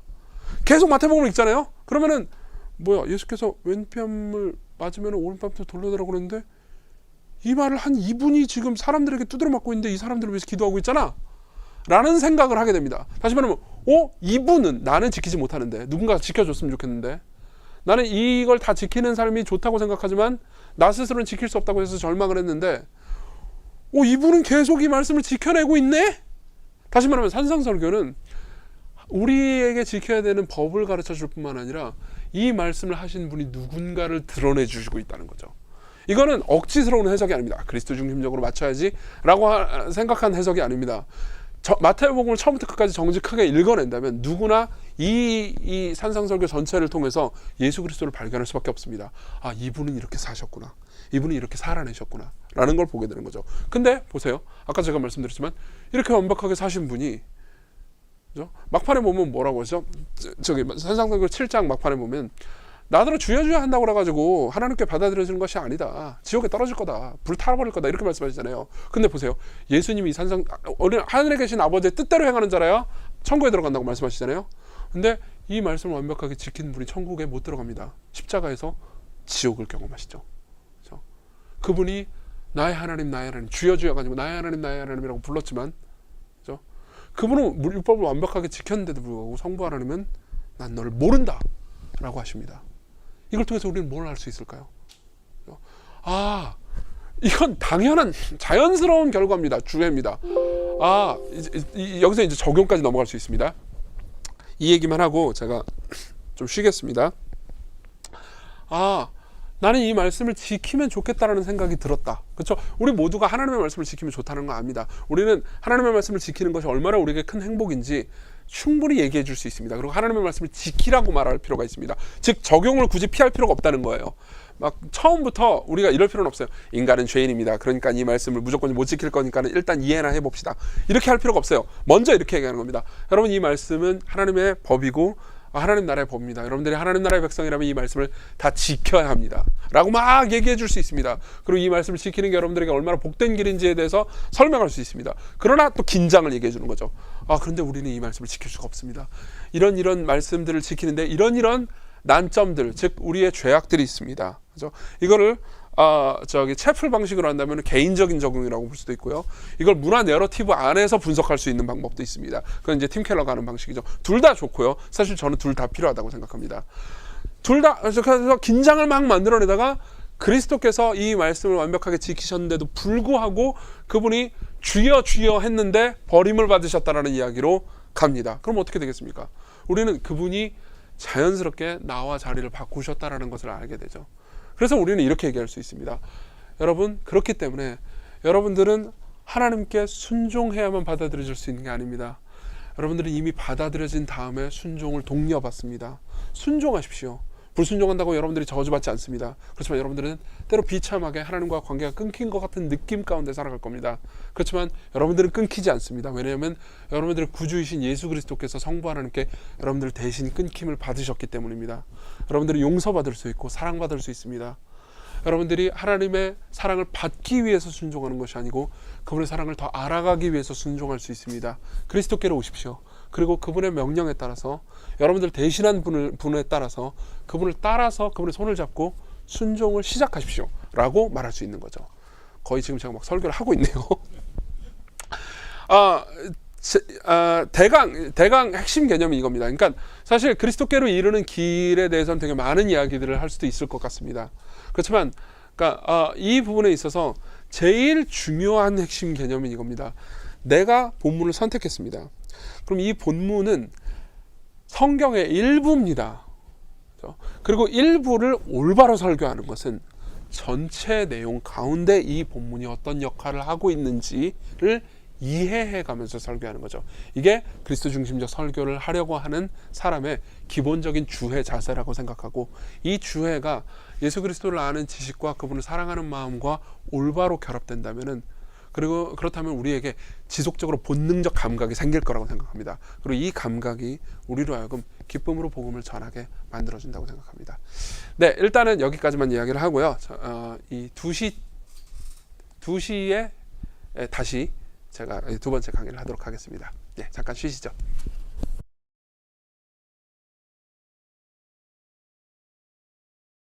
예, 두 번째 강의 시작하겠습니다. 그래서 예들을 좀 말씀을 드리려고 합니다. 뭐 사실 이미 하나의 예를 말씀을 드린 거죠. 뭐 중간에 이제 몇 개 예를 더 말씀드리긴 했습니다. 근데 이제 좀 구체적으로 몇 가지 예를 좀 더 말씀을 드리겠습니다. 이제 구약 내러티브 본문 하나만 좀 할게요. 몇 개 좀 하겠습니다. 창세기 16장입니다. 이 본문은 이제 아브라함이 하갈하고 동침해가지고 이스마엘을 낳고, 그리고 이제 사례가 열받아가지고 하갈 막 괴롭히고, 하갈이 막 못 참겠다 그래 도망가고, 그리고 여호와의 사자를 만나서 여호와의 사자가 돌아가서 네 주인의 수하에 복종하라 해가지고 다시 돌아갔다. 아브라함이 이 모든 이야기를 듣고 이제 아브라함 그 이스마엘에게도 큰 민족을 이루게 하겠다라는 약속을 들은 이야기로 이제 알고 있죠. 여러분 나중에 뭐 읽어보시면 이미 다 아실 겁니다. 자, 보세요. 그리스도를 가리키는 직접적인 포인터가 없는 경우도 있고 있는 경우도 있습니다. 성경 본문을 보면은 예컨대 이제 아까 오전에 교수님 말씀하셨지만 모형론을 대할 수 있는 포인터가 있을 수 있고요. 그리고 뭐 여러 가지로 포인터를 발견하기는 그렇게 어렵지 않습니다. 근데 이제 하갈이 광야에서 여호와의 사자를 만나거든요. 근데 이제 이 여호와의 사자를 이제 많은 신학자들은 구약 시대 때 아직 성육신하시기 전에 활동하셨던 성자 하나님으로 이제 봅니다. 그렇게 안 보는 학자들도 있습니다. 예컨대 존 월튼 같은 학자들은 그렇게 보는 거 되게 무식하다 이런 식으로 표현하는데, 어쨌든 간에 뭐 그렇게 볼 수도 있고 안 볼 수도 있습니다. 저는 그렇게 봤습니다. 근데 좀 이따 얘기하겠지만 그렇게 보지 않아도 길이 있습니다. 자, 우선은 이제 그렇게 본다고 가정을 하고 이야기를 하겠습니다. 여호와의 사자가 하갈을 이제 만납니다. 하갈은 막 도망쳐가지고 이제 하는데, 실제로 하갈이 도망치잖아요. 그러면 사실 그때 당시 임신한 여자가 어디 가가지고 이제 한다 그러면 살려고 도망치는 게 아니에요. 그냥 인생을 포기한 거죠. 다시 말하면 하갈은 이제 사례한테 학대당하면서 너무 힘들어가지고 인생을 포기해버린 겁니다. 그렇죠? 근데 이때 이제 적용점을 청중들과의 관계에서 적용점을 잡을 수 있습니다. 우리 청중들은 보통 삶에서 되게 힘든 일이 있거나 그러면은 포기하거나 도망가는 경우가 있잖아요. 그러면서 오히려 열매 맺지 못하는 삶을 계속 살아가는 경우가 흔히 있습니다. 그걸 접촉점을 잡는 겁니다. 그리고 나서 실제로 여호와의 사자는 하갈한테 뭐라고 말하냐면은, 여호와의 사자가 그에게 이르되 네 여주인에게로, 사례를 돌아가서 그 수하에 복종하라라고 말합니다. 근데 여기 복종하다라는 단어가 학대당하라는 뜻이에요. 다시 말하면 여호와의 사자가 야, 너 돌아가가지고 여주인한테 학대당해 이렇게 얘기를 해요. 그러면서 이스마엘이 큰 민족을 이룰 거라고 약속을 하고, 그리고 더 나아가서 하나님께서 함께 하신다라는 이야기를 하시는 거죠. 그러면 이제 우리는 여기서 이런 생각을 할 수 있습니다. 이거 뭐야, 학대당하라니, 이거 너무한 거 아니야? 라고 생각할 수 있죠. 근데 이제 이걸 통해서 우리는 이걸 얘기해 줄 수 있습니다. 되게 담대하게 하나님께서는 다시 돌아가라고 하시고, 돌아갈 때 사실은 광야에 여자가 혼자 갔다 그러면 좀 있으면 죽는다는 거예요. 그럼 다시 어쨌든 아브라함에게 돌아가면은 사례한테 두드려 맞고 뭐 학대당하긴 하겠지만 결국 애도 낳을 거고 삶을 살아갈 수 있잖아요. 그리고 하나님께서는 이스마엘을 보존해가지고 또 큰 민족을 이루는 하나님의 구속 경륜에서의 역사를 행하실 수 있습니다. 그러니까는 네가 돌아가면 열매를 맺을 것이다. 물론 너는 학대당할 것이다. 이렇게 말씀하시는 것과 같다는 거죠. 여기서 바로 우리는 적용이 가능합니다. 우리 삶에서 어떤 일을 하다가 고통을 당하는 경우가 있고, 그리고 그 일을 그만두게 될 때 여러분들은 고통에서 벗어나지만 계속해서 인내하면서 그 일을 수행할 때 여러분들은 계속 고통 가운데 있을 것을, 그게 뻔히 보이는 것들을 알고 있습니다. 그걸 되게 다양하게 적용할 수 있습니다. 예컨대 뭐 여러분들이 가정생활을 그대로 유지하는 경우 계속해서 고통 가운데 있겠죠. 그렇지만 당신은 열매 맺을 겁니다. 여러분들이 직장생활에서 어떤 어려움들이 있을 때 계속해서 여러분들이 인내하실 수 있습니다. 그럼 또 열매를 맺을 수 있습니다. 여러 가지 방식으로 적용할 수 있습니다. 그러면서 이제 마지막에 이 부분으로 이렇게 얘기를 하는 거죠. 근데 여기서 이제 예수 그리스도께서 우리를 위해서 하신 일을 적용하면서 가잖아요. 그러면 청중들에게 어떻게 살아라라는 말만 하는 것이 아니고 굉장히 큰 도전과 감동을 줄 수 있습니다. 제가 마지막 부분에 설교 마지막 부분에 이렇게 메시지를 전했습니다. 35페이지입니다. 35페이지 마지막 부분입니다. 이 여호와의 사자가 누군지 아십니까? 그는 아직 성육신하시기 전에 성자 하나님입니다. 실제로 하갈도 결국 자신이 하나님을 보았다고 말합니다. 그는 하나님처럼 경배를 받고 여호와의 사자는 주권적으로 스스로를 여호와라고 부릅니다. 그분은 단순한 천사가 아닙니다. 그리고 우리에게 이분이 함께 하신다는 것은 특별히 위로가 됩니다. 왜 성자 하나님이 함께 하신다는 게 왜 특별히 위로가 됩니까? 지금 한 여자가 아이를 베고 남편에게 버림받습니다. 11절을 염두에 두고 이 말씀을 들어보십시오. 아들을 낳으리니 이름을 예수라 하라. 이는 그가 자기 백성을 그들의 죄에서 구원할 자심이라 하니라. 실제로 11절, 창세기 16장 11절은 아들을 낳으리니 이름을 이스마엘이라 하라 이렇게 얘기하거든요. 그러면서 제가 이렇게 얘기했습니다. 그분이 마리아, 예수님이 이 말을 하갈한테 하고 있는 이 여호와의 사자는 장차 마리아의 뱃속에서 성육신하실 하나님인 거잖아요. 그분이 마리아의 뱃속에 계셨을 때 그분은 아버지로부터 버림받을 뻔했습니다. 그렇죠? 요셉으로부터 버림받을 뻔했잖아요. 그분이 이 땅에 오셨을 때 자기 백성이 영접하지 않았습니다. 보세요. 하갈과 하갈의 아이 이스마엘은 아버지 즉 아브라함으로부터 버림을 받았습니다. 그렇죠? 그리고 예수님도 자신의 아버지로부터 버림을 받을 뻔했죠. 그렇지만 궁극적으로는 진짜 자신의 성부 하나님께로부터 버림받았습니다. 그러한 분이 앞으로 버림받으실 그분이 버림받아서 도망하는 여자를 붙잡고 있는 겁니다. 다시 말하면 예수님은 버림받는다는 것이 무엇인지 정확하게 아시는 하나님이라는 거죠. 염려하지 마. 나는 하나님이고 네가 당하는 일이 무엇인지 앓고 있어. 정확히. 또한 그분은 하갈과 이스마엘이 당하는 일을 보시면서 정확히 앞으로 자신이 당할 일을 보고 계십니다. 그분이 하갈의 울음소리를 듣고 있습니다. 아이의 울음소리를 듣고 있습니다. 실제로 창세기 21장에 보면은 또 쫓겨나거든요. 그때 아이가 웁니다. 이스마엘이 13살짜리 소년이 웁니다. 그리고 여호와의 사자가 또 나타나서 내가 아이의 울음소리를 들었노라 라고 말합니다. 그리고 이걸 이제 보세요. 이걸 그냥 하나님이라고 생각하잖아요. 그럼 하나님은 우리를 위로하시는구나 라고 생각이 그치게 됩니다. 그렇죠? 근데 예수 그리스도를 생각해 보세요. 이 하나님이, 우리가 섬기는 하나님이 그냥 하나님이 아니고 이 땅에 오셔서 아이가 되셔서 실제로 울었고, 그리고 사람들로부터 버림받았기 때문에 실제로 눈물을 흘리셨고 고통을 당하셨고, 그리고 마침내 십자가에서 성부 하나님께로부터도 버림받으셔서 울부짖으셨다는 것까지 생각하잖아요. 그러면 우리는 이렇게 얘기할 수 있죠. 계속 읽어드릴게요. 사실 하갈도 그리 옳은 사람이 아닌데 왜 그들의 울음소리를 계속 들으시고 불쌍히 여기실까요? 이는 정작 그분이 십자가에서 나의 하나님 어찌하여 나를 버리셨나이까 라고 울부짖을 때 성부 하나님께로부터 들으심을 얻지 못했기 때문입니다. 자, 보십시오. 하갈도 사실 이제 정황을 보면 좀 약간 못된 사람입니다. 그리고 사라도 마찬가지고요. 근데 그들이 울 때 사실은 자기가 저지른 죄 때문에 자기가 고통을 받고 있는데도 불구하고 그들이 울 때 하나님께서는 그들을 돌보시죠. 왜 죄인이 울 때 하나님께서 돌보시는 사랑을 받을 수 있을까요? 죄인은 하나님께 버림만 받아야 되는데요. 그건 간단합니다. 완전히 의로우신 분이 십자가에서 우실 때 그분이 성부 하나님께로부터 들으심을 받지 못했기 때문입니다. 그래서 하나님은 이스라엘과 하갈의 울음을 들으십니다. 그리고 당신의 울음을 들으십니다. 여기서 용기를 얻으십시오. 그분이 당신을 위해서 인내하셨음을 기억하십시오. 다시 말하면 여기서 적용과 그리스도께서 우리를 위해서 하신 일을 연합시키는 거죠. 적용은 이겁니다. 여러분들 울고 슬프지만, 그리고 여러분들이 지금 있는 곳에서 버티면서 인내하는 것이 힘들지만 인내하십시오. 그러면 열매를 맺을 것입니다. 보통 설교는 여기서 끝납니다. 근데 여기서 예수 그리스도께서 우리를 위해서 하신 일을 가지고 옵니다. 그분도 그 일을 하셨고 그분은 당신과 달리 들으심을 얻지 못했습니다. 그리고 그분이 당신과 달리 들으심을 얻지 못했기 때문에 당신은 들으심을 얻을 수 있고 하나님께서 당신과 함께하고 있다는 것을 당신은 의심할 필요가 없습니다. 그러니 용기를 내십시오 라고 말할 수 있는 거죠. 사실 어떤 의미에서 적용과 결론은 똑같은 겁니다. 그렇지만 하나님께서, 성자 하나님께서 우리의 울음소리와 고통을 단순히 전지하시기 때문에 아시는 정도가 아니고 경험하셨기 때문에 아셨다라는 것을 말해줌으로써 청중으로 하여금 하나님께서 그 어느 때보다도 자신과 함께하고 있다라는 것을 깨닫게 하는 방식으로 청중들에게 접근하는 거죠. 이게 바로 그리스도 중심적 설교의 가장 큰 유익입니다. 사실 이거는, 그러니까 제가 이렇게 말씀드리고 싶어요.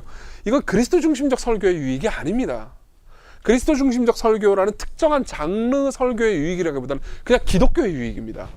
그냥 예수 그리스도를 우리가 섬기고 있다는 것 자체가 줄 수 있는 유익이죠.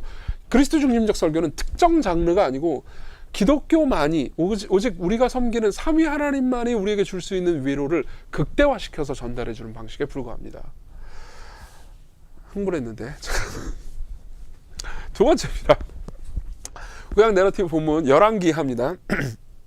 열왕기하 2장 23절 25절입니다. 유명한 본문이죠. 엘리사가 대머리였는데 베델에 있는 애들이 와가지고 대머리야 올라가라 대머리야 올라가라 했다가 암콤 2마리가 나와가지고 찢어 죽였더라 라는 재미있는 3절짜리 미스테리한 본문이죠. 이 본문은 사실 이제 본문 주해를 좀 충분히 할 필요가 있습니다. 참고로 본문 주해를 잘하면 잘할수록 예수 그리스도께로 가는 길이 더 많이 열립니다. 제가 이런 말씀을 드릴게요. 내가 오늘부터 그리스도 중심적 설교를 잘해야 된다. 그래가지고 그리스도 중심적 설교를 공부해야겠다. 라고 마음을 먹으신 분들은 이제 아마 분명히 저한테 그런 이제 뭐 김대혁 교수님이나 저한테 그런 것들을 질문하실 겁니다.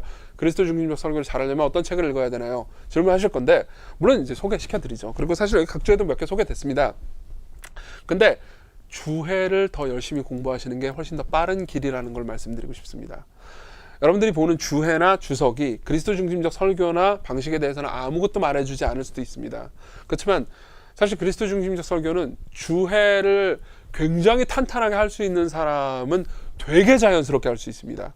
실제로 그리스도 중심적 설교를 하겠다고 마음을 먹고 별로 자연스럽지 않게 되게 억지스럽게 연결하는 경우에 대부분은 그냥 주해를 잘 못하는 경우가 많습니다. 그러니까 제가 먼저 얘기해드리고 싶은 거는 첫 번째, 좀 제가 이 목회자분들을 대상으로 이런 말씀드린다는 게 좀 이 뭐라고 해야 될까요? 주제 넘은 말씀이긴 하지만 성경을 많이 읽으십시오. 전경을요. 창세부터 계시록을 여러 번 읽으셔야 됩니다. 그래야 클로드를 많이 발견할 수 있습니다. 그리고 클로드를 그때 막 찾지 않고도 머릿속에 자주 떠오르는 걸 경험할 수 있습니다. 그리고 두 번째로 주해를 정말 정교하게 아시는 게 중요합니다. 주해 방법론 책을 다시 한번 사서 한번 읽어보시고요. 그리고 주해 방법론에 잘 입각한 역사적 문법적 방식의 주해 방법론에 잘 입각한 주석들을 읽으시면서 본문을 철저하게 주해를 해보십시오. 사실 오늘부터라도 그러니까 내가 주해 노트를 매번 써야겠다 그러면서 히브리 헬라 원문에서 원문을 번역을 해가면서 치밀하게 주해하는 걸 다시 한번 연구해 보시는 것도 좋습니다. 왜냐하면 여러분들의 주해가 정교하면 정교할수록 그리스도께로 이르는 길도 아주 탄탄해지기 때문입니다. 잔소리였고요. 그래서 이제 본문을 실제로 자세히 주석을 하잖아요. 그럼 제가 이제 어느 정도 좀 써놨습니다. 몇 가지 이유 때문에 이 소년들이 당하는 이 저주 있잖아요. 이게 그렇게 부당한 것은 아니라는 것을 알게 됩니다. 그래서 뭐 이 36페이지 중반부를 한번 읽어보십시오. 뭐 다 제가 설명할 수가 없으니까요. 그래서 이 리처드 넬슨이라는 구약학자는 이렇게 이야기를 합니다. 36페이지 맨 마지막 부분입니다. 맨 마지막 두 줄입니다. 오늘날과 같이 아이들을 신처럼 떠받드는 산업혁명 후기 사회의 관념에 아랑곳하지 않고 고대의 독자들은 이 이야기를 꽤 통쾌한 이야기로 읽었을 것이다. 예. 그러니까 아이들을 소중히 여기는 건 너무 중요하지만 하나님보다 아이들을 소중히 여기면 안 되죠. 예. 사실은 우리가 아이들을 소중히 여기는 가장 중요한 방법은 우리가 하나님을 아이들보다 소중히 여김으로써 그들도 하나님을 소중히 여기도록 만들어줘야 우리가 그들을 가장 소중히 여길 수 있습니다. 말이 너무 길었나요? 어쨌든 그리고 이 지점까지 이제 사람들을 끌고 가는 거죠. 이 아이들이 실제로 행했던 일은 그냥 단순히 철없는 애들이 한 일이 아니구나. 실제로 철없는 애들이 아니었어요. 그리고 아주 의도적으로 악한 일을 한 거였습니다. 그리고 이런 것들이 청중들에 의해서 이제 공감대가 이루어질 때 제가 37페이지에 이런 이야기를 했습니다. 이제 37페이지 넘어가시면 혹시 영화 레버넌트를 보셨는지 모르겠지만 레버넌트가 그 누구지? 레오나르도 디카프리오가 곰한테 두드려 맞는 이야기예요. 되게 잔인합니다. 그거 진짜 보다가 저 진짜 제가 아팠어요. 곰에게 찢겨 죽임을 당한다는 것은 굉장히 고통스러운 일입니다. 그 끔찍한 잔인함을 생각해보면 이 소년들에 대한 하나님의 진노가 얼마나 크고 무서운 것이었는지를 생각해볼 수 있죠. 그만큼 하나님을 조롱하는 것은 두렵고 무서운 일입니다. 이것은 정말 악한 일입니다. 그리고 놀랍게도 그 다음부터 자 보세요. 여기까지만 보면 긴장이 됩니다. 왜냐하면은 진짜 나쁜 짓을 했구나. 근데 그래서 이렇게 저주를 받았구나. 그러면 어떻게 우리는 사랑받을 수 있지라는 생각 안 할 수가 없잖아요. 근데 해당 본문 내에서만 머무르면 거기에 대한 답을 얻을 수가 없어요. 전경으로 가야 됩니다. 계속 읽어드릴게요. 그런데 그리고 놀랍게도 이스라엘 백성은 단순히 하나님의 선지자인 엘리사 정도가 아닌 하나님의 본체에게 똑같은 조롱을 퍼부었습니다. 아이들은 엘리사한테 대머리가 올라가라 라고 야유를 퍼부었던 본문의 소년들과는 달리 그들은 네가 진짜 하나님의 아들이면 십자가에서 내려와 봐라 라고 조롱했죠. 그들은 이렇게 말했습니다. 그가 남은 구원하였을 때 자기는 구원할 수 없도다. 그가 이스라엘의 왕이로다. 지금 내가 십자가에서 내려올지어다. 그래야면 우리가 믿겠노라. 심지어 같이 십자가에 달린 한 강도마저도 예수님을 조롱했습니다. 그러나 우리 구주께서는 그들을 위해 아버지여 저들을 사하여 주옵소서 자기들이 하는 것을 알지 못함이니이다 라고 기도하셨고, 하나님께서는 하나님을 조롱하는 어마어마한 죄에 대한 진노를 하나님의 아들이신, 하나님을 조롱하는 사람들이 아니고요, 하나님의 아들이신 그리스도를 향해 부으셨습니다. 우리 구주께서는 하나님을 조롱하는 사악한 사람들이라 하더라도 용서받을 수 있는 길을 여신 겁니다. 이렇게 얘기를 합니다. 자, 이게 실제로 어떤 적용 가운데 이 얘기를 했는지를 말씀드리겠습니다. 이게 제가 주기도문 설교 중에 이름을 거룩히 여김을 받으시오며 라는 본문을 설교하다가 이 얘기를 했거든요. 이름이 거룩히 여김을 받으시오며 라는 말은 하나님의 이름이 높여지고 영광스럽게 되기를 바라는 마음을 주께 드리는 기도죠. 그렇죠? 그리고 우리는 마땅히 그렇게 해야 되고, 우리가 하나님의 이름을 함부로 여겨서는 안 된다라는 이야기를 했습니다. 그리고 그럼 우리는 어떻게 기쁨으로 하나님의 이름을 높일 수 있을까요? 라는 질문을 던지고 이 이야기를 하고 제가 이렇게 적용을 했습니다. 여러분들이 종종 하나님의 이름을 조롱했다는 것을 저와 여러분들 모두 알고 있습니다. 저도 그랬습니다. 그렇지만 하나님께서 우리를 향해서 진노하시지 않는 이유는, 우리가 그리스도 안에 있을 때 여전히 우리를 사랑하시는 이유는 그분이 우리 대신 진노를 받으셨기 때문입니다. 이분이 단순히 영광과 높임을 받기를 원하시는 하나님이신 정도가 아니고, 그분이 진정으로 우리에게 영광과 높임을 받으시기 위해서 낮아지셔서 수치와 모욕을 친히 감당하셨다라는 하나님이라는 것을 여러분들이 알게 된다면 그분의 이름을 더 높이고 싶지 않으시겠습니까? 로 적용을 해갔습니다. 다시 말하면 이름이 거룩히 여김을 받으시오며라는 이 기도 있잖아요. 이 기도를 진정으로 하게 할 도전을 주고 싶었던 거죠. 그렇죠? 그리고 그분이 하신 일을, 그러니까 생각해보세요. 이것도 아까 제가 얘기했던 A 하나님, B 하나님으로 가보죠. A 하나님은 이렇게 말합니다. 넌 내 이름을 높여야 돼. 안 그러면 넌 나빠. 대부분의 사람들은 하나님을 이런 식으로만 생각합니다. 근데 B 하나님, 다시 말하면 그리스도 중심적 설교를 통해서 드러나는 진정한 성경의 하나님은, 너는 내 이름을 영화롭게 해야 되고 그렇지 않으면 악한 것이다. 그렇지만 나는 내 이름을 조롱하는 너희들을 용서하기 위해서 내 이름을 조롱하는 너희들 대신, 조롱하는 자가 받아야 되는 저주를 대신 받을 내 아들을 보내고 그 아들로 말미암아서 너희들이 용서받을 수 있단다 라고 말하면, 생각해보세요. A 하나님을 찬양하고 싶으시겠습니까? B 하나님을 찬양하고 싶겠습니까? 당연히 B 하나님이죠. 그렇죠? 이런 식으로 하나님을 제시함으로써, 그러니까 적극적으로 적용과 연결시키는 겁니다. 그렇죠? 다시 말하면 그리스도 중심적 설교는 별로 적용이 없어 라고 생각할 필요가 없습니다. 오히려 그리스도 중심적 설교는 적용이 훨씬 더 강력해집니다. 자, 세 번째입니다. 왜 자꾸 이렇게 흥분하니? 다니엘 6장입니다. 다니엘 6장 뭐 유명하죠. 뭐 다니엘, 네, 뭐 모르는 사람이 없죠. 결국은 이제 왕이 있습니다. 왕이 있고 다니엘이 이제 다니엘을 모함하는 신하들에 의해서 다니엘과 친구들이 이제 벌을 받게 되죠. 사자굴에 들어가게 되죠. 그리고 사자굴에서 이제 아무 해도 입지 않고 나옵니다. 근데 이제 이 부분을 보면서 이제 제가 주회를 하면서 제가 발견한 부분이 하나 있습니다. 언어주의적으로 볼 때 실제로 이거는 이제 히브리어로 본문을 읽으면 더 이렇게 좀 명료하게 드러나는 면이 있는데요. 계속해서 6장은 하나님을 다니엘의 하나님이라고 이야기합니다. 다니엘의 하나님, 다니엘의 하나님. 여기 보면 제가 이제 37페이지 마지막 부분에 얘기를 열어보는데요. 그의 하나님, 그는 다니엘입니다. 그의 하나님, 자기 하나님, 너의 하나님, 네 하나님, 나의 하나님, 자기의 하나님, 다니엘의 하나님. 이런 표현들이, 그분의 하나님이라는 표현이 되게 많이 나옵니다. 다니엘의 하나님. 그리고 이제 보통 우리가 다니엘 6장을 설교하면 우리가 고통 가운데 있을 때, 그리고 하나님의 말씀을 신실하게 지키면서 하나님의 말씀을 지켰기 때문에 위협에 처할 때 하나님께서 우리와 함께 하신다. 그러니까는 하나님을 신뢰하면서 타협하지 말라라는 메시지를 전할 수 있죠. 그렇죠? 대부분의 설교자들은 다니엘 6장을 통해서 이런 메시지를 전합니다. 당연히 이 메시지는 정당한 것이고 이런 방식의 적용은 나쁜 게 아닙니다. 근데 복음을 이제 중심으로 내세우잖아요. 그러면은 이 메시지를 훨씬 더 강화시킬 수 있습니다. 그러니까 오해하지 마십시오. 그리스도 중심적 설교는 적용을 약화시키고 적용과 상관없이 본문에서 언어 게임을 해가지고 예수님이 누군지에 대해서 연결하면서 예수님 얘기만 딱 하고 의미 없이 끝내는 설교가 아닙니다. 자, 보세요.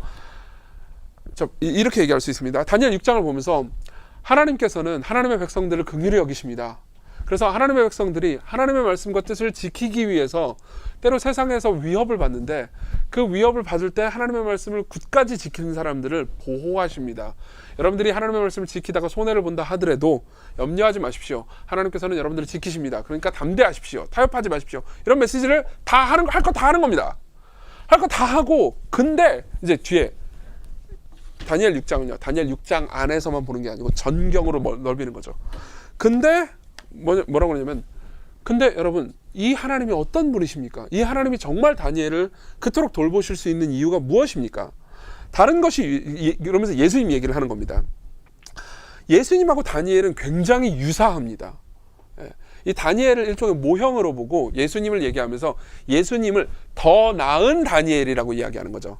첫 번째, 예수님과 다니엘, 38페이지입니다. 38페이지. 예수님과 다니엘 모두 까닭없이 미움을 받았죠. 그리고 두 번째, 모두 기도하다가 붙잡혀서 죽음으로 던져졌죠. 그렇죠? 다니엘도 기도하다가 붙잡혔죠. 예수님도 겟세마네 동산에서 기도하다가 붙잡혔습니다. 그리고 B가 아니고 C인데, 다리오처럼, 그렇죠? 다리오는 다니엘을 살리려고 했어요. 근데 마찬가지로 빌라도도 역시 예수님이 풀려나기를 바랐지만 결국 처형당했죠. 그러니까 다니엘과 예수님은 굉장히 유사성이 있습니다. 그리고 이 유사성에 집중하면서 이렇게 얘기하는 겁니다. 그러니까 다니엘이 예수님을 가리킵니다. 여기서 끝내는 게 아닌 거예요. 거기서 적용하고 그리스도께서 하신 일을 연결시키는 겁니다. 그러면서 제가 이렇게 얘기합니다. 다니엘하고 예수님이 이렇게 비슷합니다. 근데 다른 것이 유일하게 있다면 그리스도는 권능으로 보호받지 못했다는 사실입니다. 다니엘은 상처 하나 없이 동굴에서 나왔지만 예수께서는 죽으시고 무덤에 들어가셨습니다. 그러나 예수께서는 결국 무덤, 즉 동굴에서 상처와 함께 부활하셨습니다. 다니엘은 상처 없이 나왔지만 예수님은 상처와 함께 부활하셨습니다. 사자굴 같은 이 세상에 예수께서는 기꺼이 들어오려고 하셨고 결국은 사자처럼 울부짖는 마귀에 의해 희생당하셨습니다. 그래서 그분께서 보호받지 못하심으로 우리는 보호를 받게 되었습니다.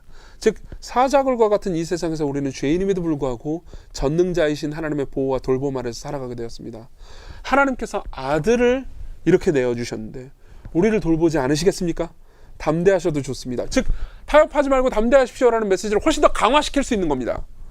로마서 8장 32절 자기 아들을 낚이지 아니하시고 모든 사람을 위해 내주시니까 어찌 그 아들과 함께 모든 것을 우리에게 주시지 않겠느냐. 그렇죠? 이것도 계속해서 적용을 복음과 그리스도께서 하신 일을 말해줌으로써 강화시키는 거죠. 또 보겠습니다. 시가서로 한번 넘어가 보겠습니다. 그렇죠? 이게 시가서로 가면은 시가서를 가지고 어떻게 예수님을 설교합니까? 라고 할 수 있는데 시가서가 예수님 설교하기 훨씬 더 쉽습니다. 이건 시가서는 실제로 길이 너무 많아요. 그래서 얘를 제가 많이 들까 하다가 이게 뭐 강의 시간도 모자랄 것 같고 그래가지고 이제 일단 여기까지만 했는데 또 설명해 드리겠습니다. 1편입니다. 시편 1편. 시편 1편은 이제 복 있는 사람이 이제 하나님의 말씀을 묵상함으로 주야로 이제 열매 맺는 사람들이라는 것을 얘기해 주죠. 그렇죠? 우리는 이제 본문을 통해서 되게 다양한 방식으로 이 시편 1편을 통해서 되게 다양한 방식으로 우리가 하나님의 말씀을 묵상하는 것이 깊이 묵상하는 것이 얼마나 큰 생명력과 복을 우리에게 주는지 이렇게 이제 많은 방식으로 얘기를 해줄 수 있습니다. 그리고 하나님의 말씀을 떠난 사람이 바람에 나는 겨와 같이 된다. 얼마나 그들이 악인들이 저주를 받고 벌을 받는지에 대해서 깊은 묵상과 경고를 쭉 제시를 하면 됩니다. 이런 설교의 예는 되게 많을 거고요. 그리고 뭐 사실 여러분들이 이미 시편 1편 설교를 한번 해보신 적이 있다면 이런 설교를 당연히 해보셨을 겁니다. 그래서 말씀대로 사십시오. 말씀을 묵상하십시오. 뭐 그러면서 예컨대 저도 그렇게 했는데요. 이제 연초가 됐을 때 자, 올해 2021년 우리 하나님 말씀을 열심히 묵상해 봅시다. 그러면서 말씀을 묵상하는 사람들이 받을 복과 시냇가에 심은 나무가 시절을 쫓아 과실을 맺을 것을 쭉 설명해 주고 그리고 묵상하지 않는 사람이 받을 그런 비참함에 대해서 바람에 나는 겨와 같이 되는 것이 어떤 것인지 쭉 설명을 해주고 그리고 나서 거기서 끝내는 게 아닌 겁니다. 거기서 더 이제 설교 마지막 부분에 제가 이제 그 다음 이런 이야기를 했습니다. 38페이지 맨 마지막 부분입니다. 근데 혹시 이것을 아십니까? 예수님의 말씀 중 거의 약 10%, 즉 189절 정도가 구약 성경의 인용입니다. 이런 것들은 주회를 열심히 한 결과인 겁니다. 그러니까 주회가 되게 중요합니다. 왜냐하면 주회 없이 그냥 막 던지잖아요. 그러면 신빙성과 설득력이 떨어지는 방식으로 예수님을 제시할 수밖에 없어요. 그분은 살면서 계속해서 구약 성경을 묵상하셨습니다. 그분과 같이 깊이 하나님의 말씀을 묵상하신 분은 없습니다. 심지어 그분은 십자가에서도 계속해서 시편 22편을 묵상하셨죠. 실제로 구약학자들은 특히 이제 시편 22편을 해설하는 구약학자들, 고든 외람 같은 사람들은요, 예수님께서 십자가에서 달리셔서 하신 모든 과정 가운데 계속 시편 22편을 묵상하셨다고 얘기합니다. 시편 22편의 내용을 예수님은 되게 짧은 외마디로 말씀하시잖아요. 내가 다 내가 목마르다 이렇게 딱 한마디로 얘기하시잖아요. 그게 왜 그러냐면은 이제 고든 웨남 같은 경우는 이렇게 얘기해요. 계속 이제 풀 센텐스로 긴 말로 묵상을 하면서 말하고 싶은데 너무 아파. 그래가지고 이거 제가 한 말이 아니고 고든 웨남이 한 말입니다. 너무 웃기게 말했나? 이거 웃기게 말하면 안 되는데 너무 고통스러우시잖아요. 그러니까 외마디 비명밖에 지를 수 없었다는 거죠. 그런데 그만큼 예수님께서 끊임없이 하나님의 말씀을 계속해서 묵상하셨다는 거죠. 계속 읽어드릴게요. 하지만 십자가에서 그분은 하나님과의 깊은 교제를 누리기는커녕 오히려 버림을 받으셨습니다. 십자가에서 예수 그리스도께서 바람에 날리는 겨가 되셨습니다. 십자가에서 예수 그리스도께서 겨가 되신 겁니다. 예수 그리스도는 말씀을 묵상했는데 바람에 날리는 겨가 된 역사상 유일한 분입니다. 즉 그분과 우리의 자리가 바뀌었습니다. 그분이 우리가 받아야 되는 저주를 대신 받으셨습니다. 그리고 말씀을 묵상하지 않은 우리가, 그 말씀을 무시한 우리가 그분이 마땅히 받아야 되는 복을 대신 받을 수 있게 되는 거죠. 그래서 우리가 말씀을 묵상할 때 우리 영혼에 생명이 솟도록 하신 것입니다. 다시 말하면 설교 전체의 구조를 막 바꿀 필요가 없습니다. 여러분들이 기존에 하던 설교를 크게 막 뒤집어 깔 필요가 없어요. 그냥 본문이 말하는, 나는 본문 중심적 설교를 하겠어. 예, 본문 중심적 설교를 하면 됩니다. 본문이 말하는 적용을 그대로 하십시오. 그리고 본문을 전경 아래에서 다시 한번 보는 겁니다. 그리스도께서 우리를 위해서 하신 일을 묵상하면서 다시 한번 묵상하는 겁니다. 그리고 본문이 말해주는 묵상을 최대치로 예수 그리스도 안에서 동기부여를 해주는 거죠. 82편입니다. 82편은 이제 하나님께서 신들을 심판하신다라는 이야기가 나옵니다. 이건 나중에 82편을 한번 읽어보십시오. 그리고 이제 구약성경의, 이것도 주해의 결과물인데요. 구약성경의 배경 내에서 신들이라고 번역된 단어는 재판장들을 의미합니다. 그러니까 지금의 판사들을 가리키는 거죠. 그래서 여기서 이제 거기서 이제 신들이, 82편의 내용을 간단하게 요약하자면 재판장들이 너무 재판을 굽게 해요. 개판으로 합니다. 하나님 보시기에 정의롭지 않아요. 그래가지고 내가 반드시 그 재판장들을 심판하겠다, 이 내용입니다. 그래서 이제 억울한 사람들, 과부들, 가난한 사람들, 뇌물 받고 그런 사람들 잘못 심판한 거에 대해서 하나님께서 심판하실 거고, 너희들 재판장, 내가 권력을 주고 내가 힘을 주었지만 너희들의 삶이 그런 식으로 막 과부를 억울하게 하고 가난한 사람들 억울하게 하면 너희를 안 된다, 이 얘기를 이제 한 거죠. 그걸 통해서 이제 어떻게 적용을 하면 되냐? 그것도 평상시에 우리가 적용하는 방식대로 적용을 하는 겁니다. 어떻게 적용하는 거냐? 자, 보십시오. 청중 중에서 억울한 재판에 의해서 희생된 사람들이 있을 수 있죠. 꼭 재판정까지, 법원까지 가지 않았다 하더라도 살면서 회사 다니면서, 학교 다니면서 자기가 살면서 억울한 일을 당하는 사람들이 있잖아요. 그런 사람들을 하나님께서 심판하실 것이다. 그러니까 하나님께서 공의를 바로 세우실 것이다 그러면서 위로하는 거죠. 한편으로는 그 위로가 있습니다. 이건 시편 82편의 중요한 기능입니다. 그래서 시편 기자가 이 노래를 쓸 때 당연히 이런 위로를 생각하면서 썼겠죠. 근데 또 다른 한편으로 이제 우리는 거기서 끝내지 않고, 근데 우리도 누군가 남의 눈에 피눈물 나게 만들지 않았느냐라고 던지는 거죠. 우리는 그냥 무심코토를 던졌지만 개구리는 맞아 죽었다. 그러면서 이제 우리가 저지른 죄에 대해서도 돌아보게 만듭니다. 다시 말하면 우리야말로 타락한 신들이다, 타락한 재판장들이다라는 이야기를 하는 거죠. 그렇죠? 그럼 우리는 어떻게 용서받을 수 있을까요? 우리는 어떻게 정의를 한편으로 추구하면서 우리가 저지른 죄에 대해서 용서받고 하나님께 사랑받으면서 계속해서 정의를 추구할 수 있을까요? 어떻게 계속 우리는 위로를 한편으로 받으면서도 우리가 계속 정의를 추구하는 좋은 사람들이 될 수 있을까라고 질문을 던집니다. 우리 스스로 할 수 없어요. 그리고 나서 이제 제가 이렇게 설교했습니다. 39페이지입니다. 39페이지 중하반 이 우리는부터 읽어드릴게요. 우리는 어떻게 이 긴장을 해소할 수 있을까요? 시편 82편은 신들을 심판하실 궁극적 심판자가 여호와라고 말씀하십니다. 실제로 시편 82편은 나옵니다. 그리고 신약 성경을 보면 이 재판장이 결국 예수 그리스도라는 것을 알 수 있게 됩니다. 아버지께서 아무도 심판하시지 않고 심판을 다 아들에게 맡기셨으니, 아까도 말씀드렸지만 시편 82편은 시편 82편 안에서만 보는 게 아닙니다. 정확히 말하면 시편 82편 안에서 충분히 보는 겁니다.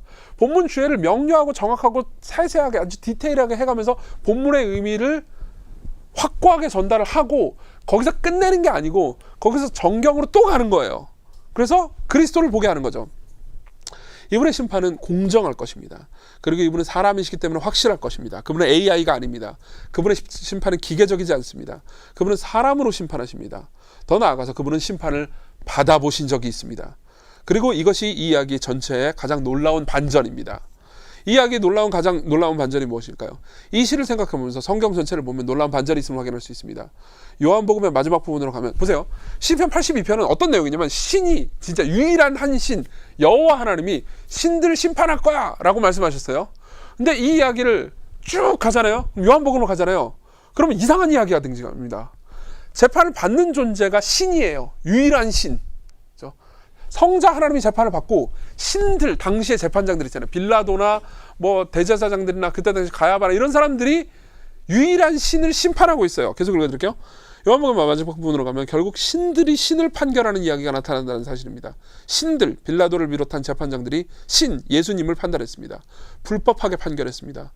저주했습니다. 진노를 쏟아붓습니다. 그리고 죽었죠. 우리는 여기서 놀라운 반전을 봅니다. 그분이 신들에게 판결을 받으심으로 우리가 받아야 되는 판결을 떠안으셨습니다. 그분이 우리를 위해 대신 죽으심으로 우리에게 위로와 평안을 주실 수 있습니다. 이렇게 적용하는 겁니다.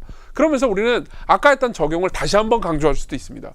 여러분, 그렇기 때문에 우리는 우리가 저지른 죄에 대해서, 우리가 누군가를 억울하게 한 것에 대해서 용서받고 사랑받을 수 있습니다. 그리고 여러분들은 이 하나님께서 여러분들과 함께 하신다는 것을 생각하면서 여러분들이 고통스럽게 한 사람에 가서 사과하고 다시 정의를 추구하시면 됩니다. 그렇게 하십시오. 오늘부터 용기를 내십시오. 이렇게 다시 한번 짚는 거죠. 그러니까 복음이 우리가 하나님 앞에서 행해야 되는 율법을 힘있게 지킬 수 있도록 우리에게 강력한 동기부여와 힘을 준다는 것을 최대한 이용하는 겁니다. 시가서 제가 되게 예를 되게 많이 줬네요. 네, 뭐 계속 해보겠습니다. 아직 시간이 있으니까. 죄송한데 누가 물 좀 주실? 예. 예, 갔습니다. 예. 죄송합니다. 지금 인터넷으로 보고 계신 분 죄송합니다. 시가서 전체를 볼 때 예수님을 어떻게 연결시킬 것인가에 대해서 이제 팁 하나를 더 드리겠습니다. 이 팁은 되게 유용한 팁이고 교부들도 자주 활용했던 팁입니다. 그리고 실제로 여러분들이 이런 방식으로 시편을 다시 읽잖아요. 그러면 진짜 이거 완전 다른 시처럼 느껴지는데? 라고 느낄 수 있는 팁을 하나 드리겠습니다. 이거 뭐 다 설명하진 않을게요. 이렇게 보는 겁니다. 시편을 볼 때요. 우리는 다 시편이 이제 이게 편집되고 합쳐졌을 때 150편으로 합쳐졌을 때 결국은 이게 이제 이 함께 예배할 때 부르던 노래라는 것을 알 수 있습니다. 예. 근데 이 노래를 보세요. 자, 예수께서도 33년 동안 사시면서 하나님을 예배하는 삶을 사셨단 말이에요. 그분도 안식일을 기억하여 거룩히 지키셨죠. 그분도 회당에서 하나님을 노래하시고 예배하시고 하나님의 말씀을 지키실 뿐만 아니라 예배의 삶을 사셨습니다. 그럼 잘 한번 생각해 보십시오. 그냥 빠르고 과감하게 물을 주시고 가시면 됩니다. 네, 감사합니다. 죄송합니다. 제가 말이 빠르고 목이 말라서 제가 목마른데 이상한 드립을 칠 뻔했습니다. 무슨 얘기 하다 말았지 제가? 예수께서도 시편을 부르셨다는 거죠. 이게 되게 중요한 지점입니다. 예수께서도 시편을 부르셨습니다. 무슨 말이냐면요. 생각해보세요. 예수님께서 시편을 부르실 때, 그분이 시편으로 노래를 부르실 때, 그분이 이건 나와 상관없는 얘기니까는 그냥 대충 불러야지 이러셨을 리가 없잖아요. 그분은 정말 전심으로 하나님을 노래하셨단 말이에요. 근데 우리는 이런 질문들을 할 수가 있죠. 시편 보면은 회개하는 노래들이 있잖아요. 시편 51편 같은 노래는 다윗이 하나님께 회개하기 위해서 내가 죄인이라고 고백하는 시 아닙니까? 그죠? 근데 그거 보면요, 이런 측면들이 있습니다. 뭐냐면은 실제로 다윗이 시편을 이제 쓰고 예수님이 그걸 불렀잖아요. 근데 이거 상상해 보십시오. 예수님이 시편 51편 같은 것들을 노래로 부르실 때 어떤 심정이었을까요? 그렇죠? 그분이 설마 이러지는 않았을 거 아닙니까? 이건 다윗이 죄를 지어가지고 부른 노래네. 근데 내가 이걸 노래를 부를 때 내가 지금 예배 시간에 시편 51편이 그 다음 찬송가니까는 억지로 부르기야 하겠지만 나는 죄인이 아니니까는 상관없어. 이렇게 부르셨을 리가 없잖아요. 그렇죠? 핵심은 이겁니다. 여기서 그러니까 제가 이제 한 가지 잔소리만 더 하겠습니다. 이런 말씀을 드릴 수 있습니다. 그리스도 중심적 설교를 하려고 할 때 우리가 교의학적으로 아주 풍부한, 조직신학적으로 풍부한 지식이 없잖아요. 그러면 똑같이 그리스도 중심적 설교를 할 수 있을 만한 자원이 떨어진다는 겁니다. 여기서 우리가 예수 그리스도에 대해서, 특히 기독론에 있어서 그리스도와의 연합교리를 잘 모르잖아요. 그러면 이 지점에서 길을 잃게 됩니다. 그리고 그리스도와의 연합교리를 더 정교하게 이해하게 되잖아요. 그럼 보십시오. 우리는 예수님께서 두 번째 아담으로 오신 걸 압니다. 그리고 두 번째 아담으로 왔다는 건 진짜 자기 백성들, 죄인인 자기 백성들 모두의 대표로 오셨다는 겁니다. 다시 말하면 그분은 죄를 지으신 적이 없고 죄인이 아니시지만 그분이 죄인인 것처럼 벌을 받으셨다는 거죠.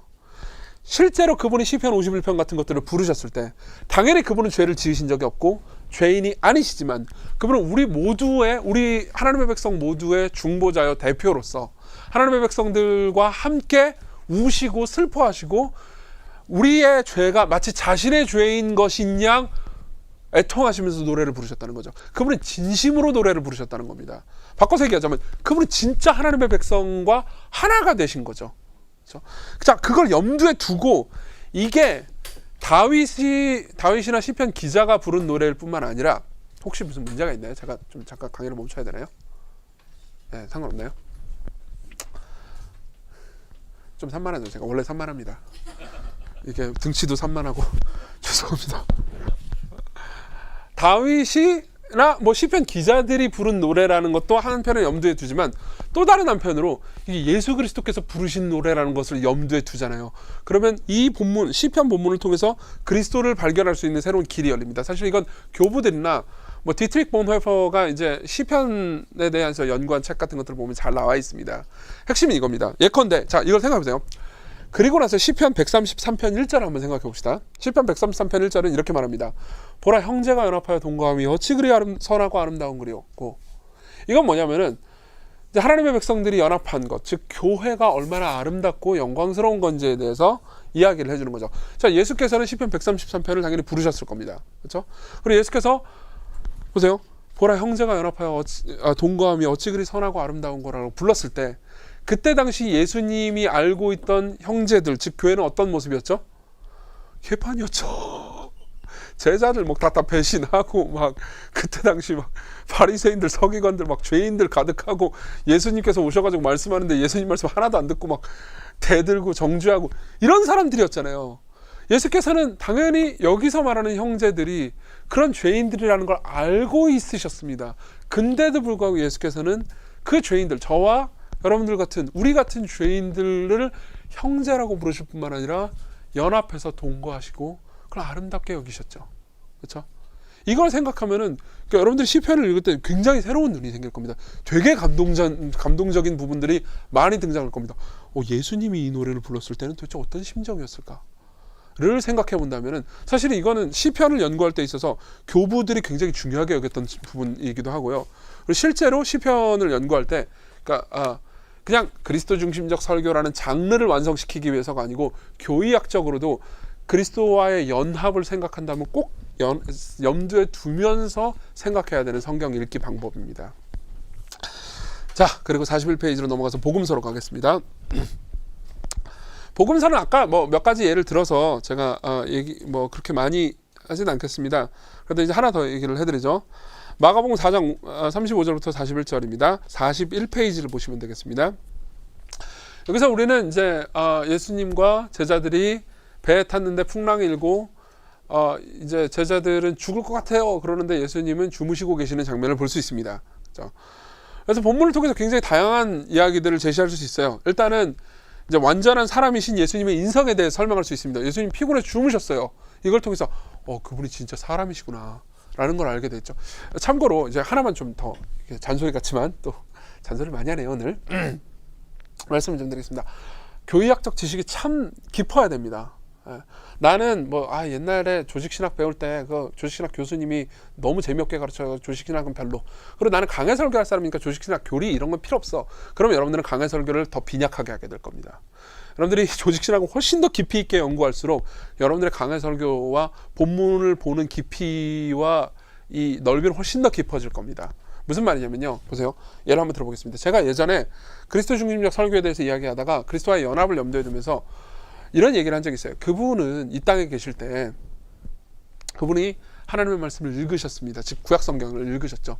그리고 그분은 당연히 전지하신 분이셨지만 그분의 인성 안에서 그분이 구약 성경을 읽으면서 자신의 운명과 자신의 죽음과 자신의 부활을 보셨습니다. 그리고 하나님의 말씀에 우리와 똑같이 순종하셨습니다. 그분도 순종하기 위해선 용기를 필요로 했고 두려움을 이기셨어야만 했습니다. 이런 얘기를 한 적이 있어요.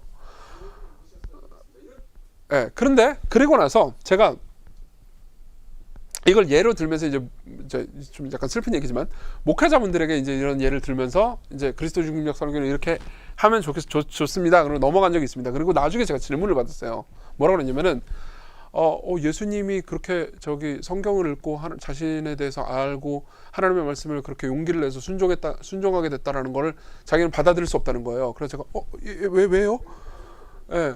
그래가지고 그러니까 이제 예수님이 신인데 전지하신데 그거 말이 되냐 이렇게 얘기를 했습니다. 그래가지고 제가 되게 당황했습니다. 사실은 이런 질문은 예수 그리스도의 신성과 인성, 그러니까 칼케돈에서 말하는 그 그리스도의 위격에 대해서 정확히 모르면 하는 질문이거든요. 그래서 제가 그분한테 기독론을 다시 공부해 보시죠 라고 말할 수가 없잖아요. 목회자분이라서. 그래서 제가 그러면서 약간 얼버무리면서 대답을 했던 기록이 있거든요. 근데 제가 무시하고 싶은 게 아닙니다. 혹시 이런 개념들에 대해서 처음 들으시는 분들이라면 제가 여러분들을 저도 모르는 거 엄청 많은데 뭘 어떻게 무시할 자격이나 되겠습니까? 근데 그러니까 교회학을 처음부터 다시 한번 공부해 보십시오. 예. 우리는 솔직히 목회자들끼리 다 알지 않습니까? 제가 이게 툭 까놓고 얘기해서 신대원 때 그 시험 보고 그거 전날 벼락치기 해가지고 A+ 맞았더라도 다음날 다 까먹은 거 우리가 솔직히 우리끼리는 얘기할 수 있지 않습니까? 성도들한테는 말을 못해도. 그렇죠?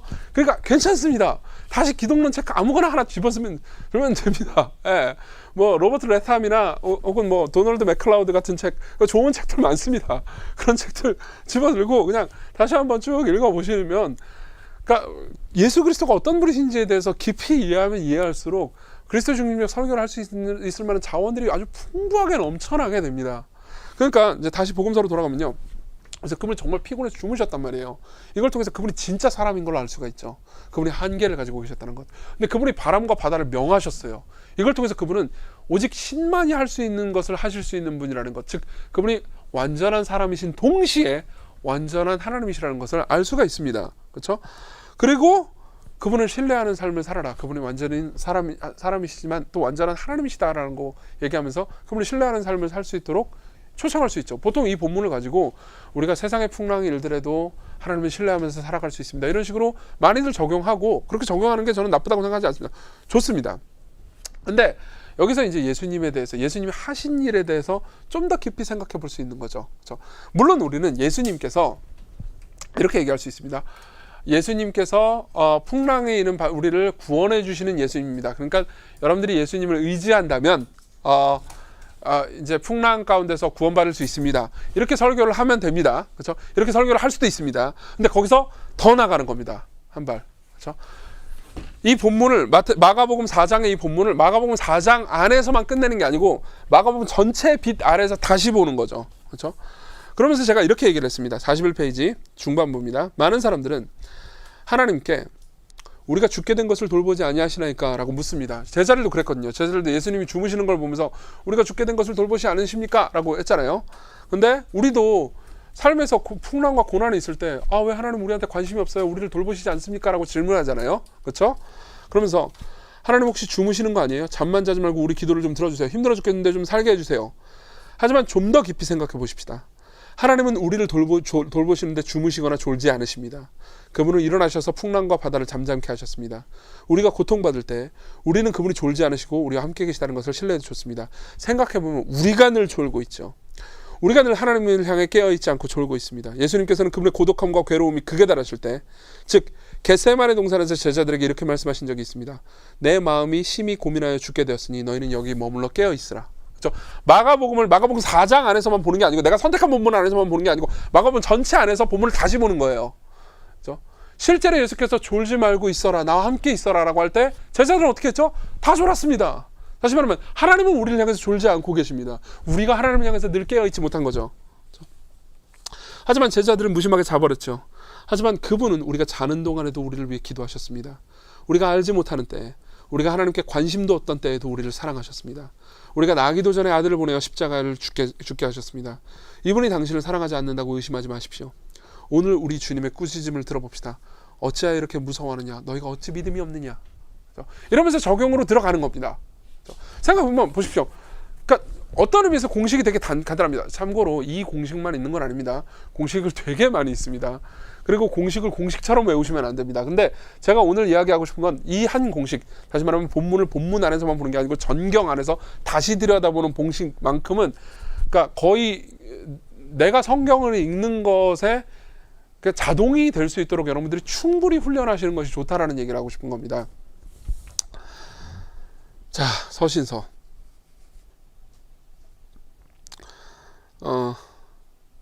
둘 중에 하나만 하겠습니다. 뭐 나머지 읽으셔도 되는 거라서.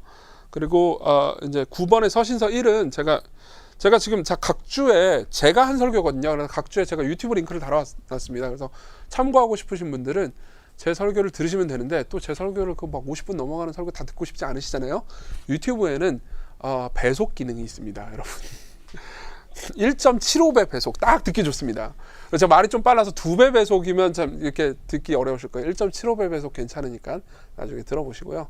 그것도 뭐 귀찮으시면 안 들으셔도 됩니다. 뭐 그거 하나 안 듣는다고 뭐 여러분들이 그리스도 중심적 설교를 못 배우시겠습니까? 서신서 2번째 여기까지만 하고 좀 제가 드리고 싶은 말씀 드리고 마치겠습니다. 로마서 8장 31절부터 39절입니다. 예, 이거는 굉장히 아름다운 메시지로 마무리 지어지죠. 그러니까 사망이나 생명이나 천사나 권세자나 능력이나 높음이나 기쁨이나 다른 어떤 피조물이라도 우리 주 그리스도 예수 안에 있는 하나님의 사랑에서 끊을 수 없으리라, 이런 말로 마무리가 지어지죠. 근데 이게 이제 31절부터 정확히 말하면 8장 전체에서 31절부터 39절까지의 어떤 그 맥락 안에서 이제 결론이거든요. 근데 실제로 31절부터 34절은 이런 이야기를 합니다. 우리가 아무리 죄를 지어도 하나님께서 우리를 사랑하시는 것을 끊을 수 없다라는 얘기를 하고요. 35절부터 39절은 우리 삶에서 아무리 큰 고통이 찾아와도 우리를 사랑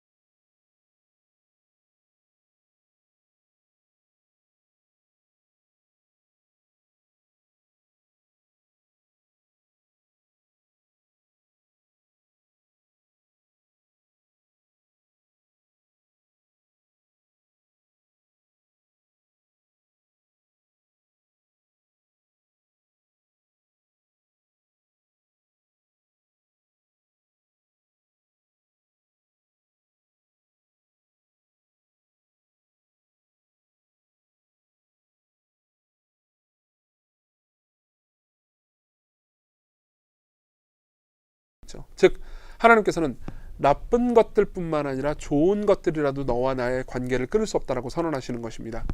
그럼 어떻게 할 수 있습니까? 32절을 보십시오.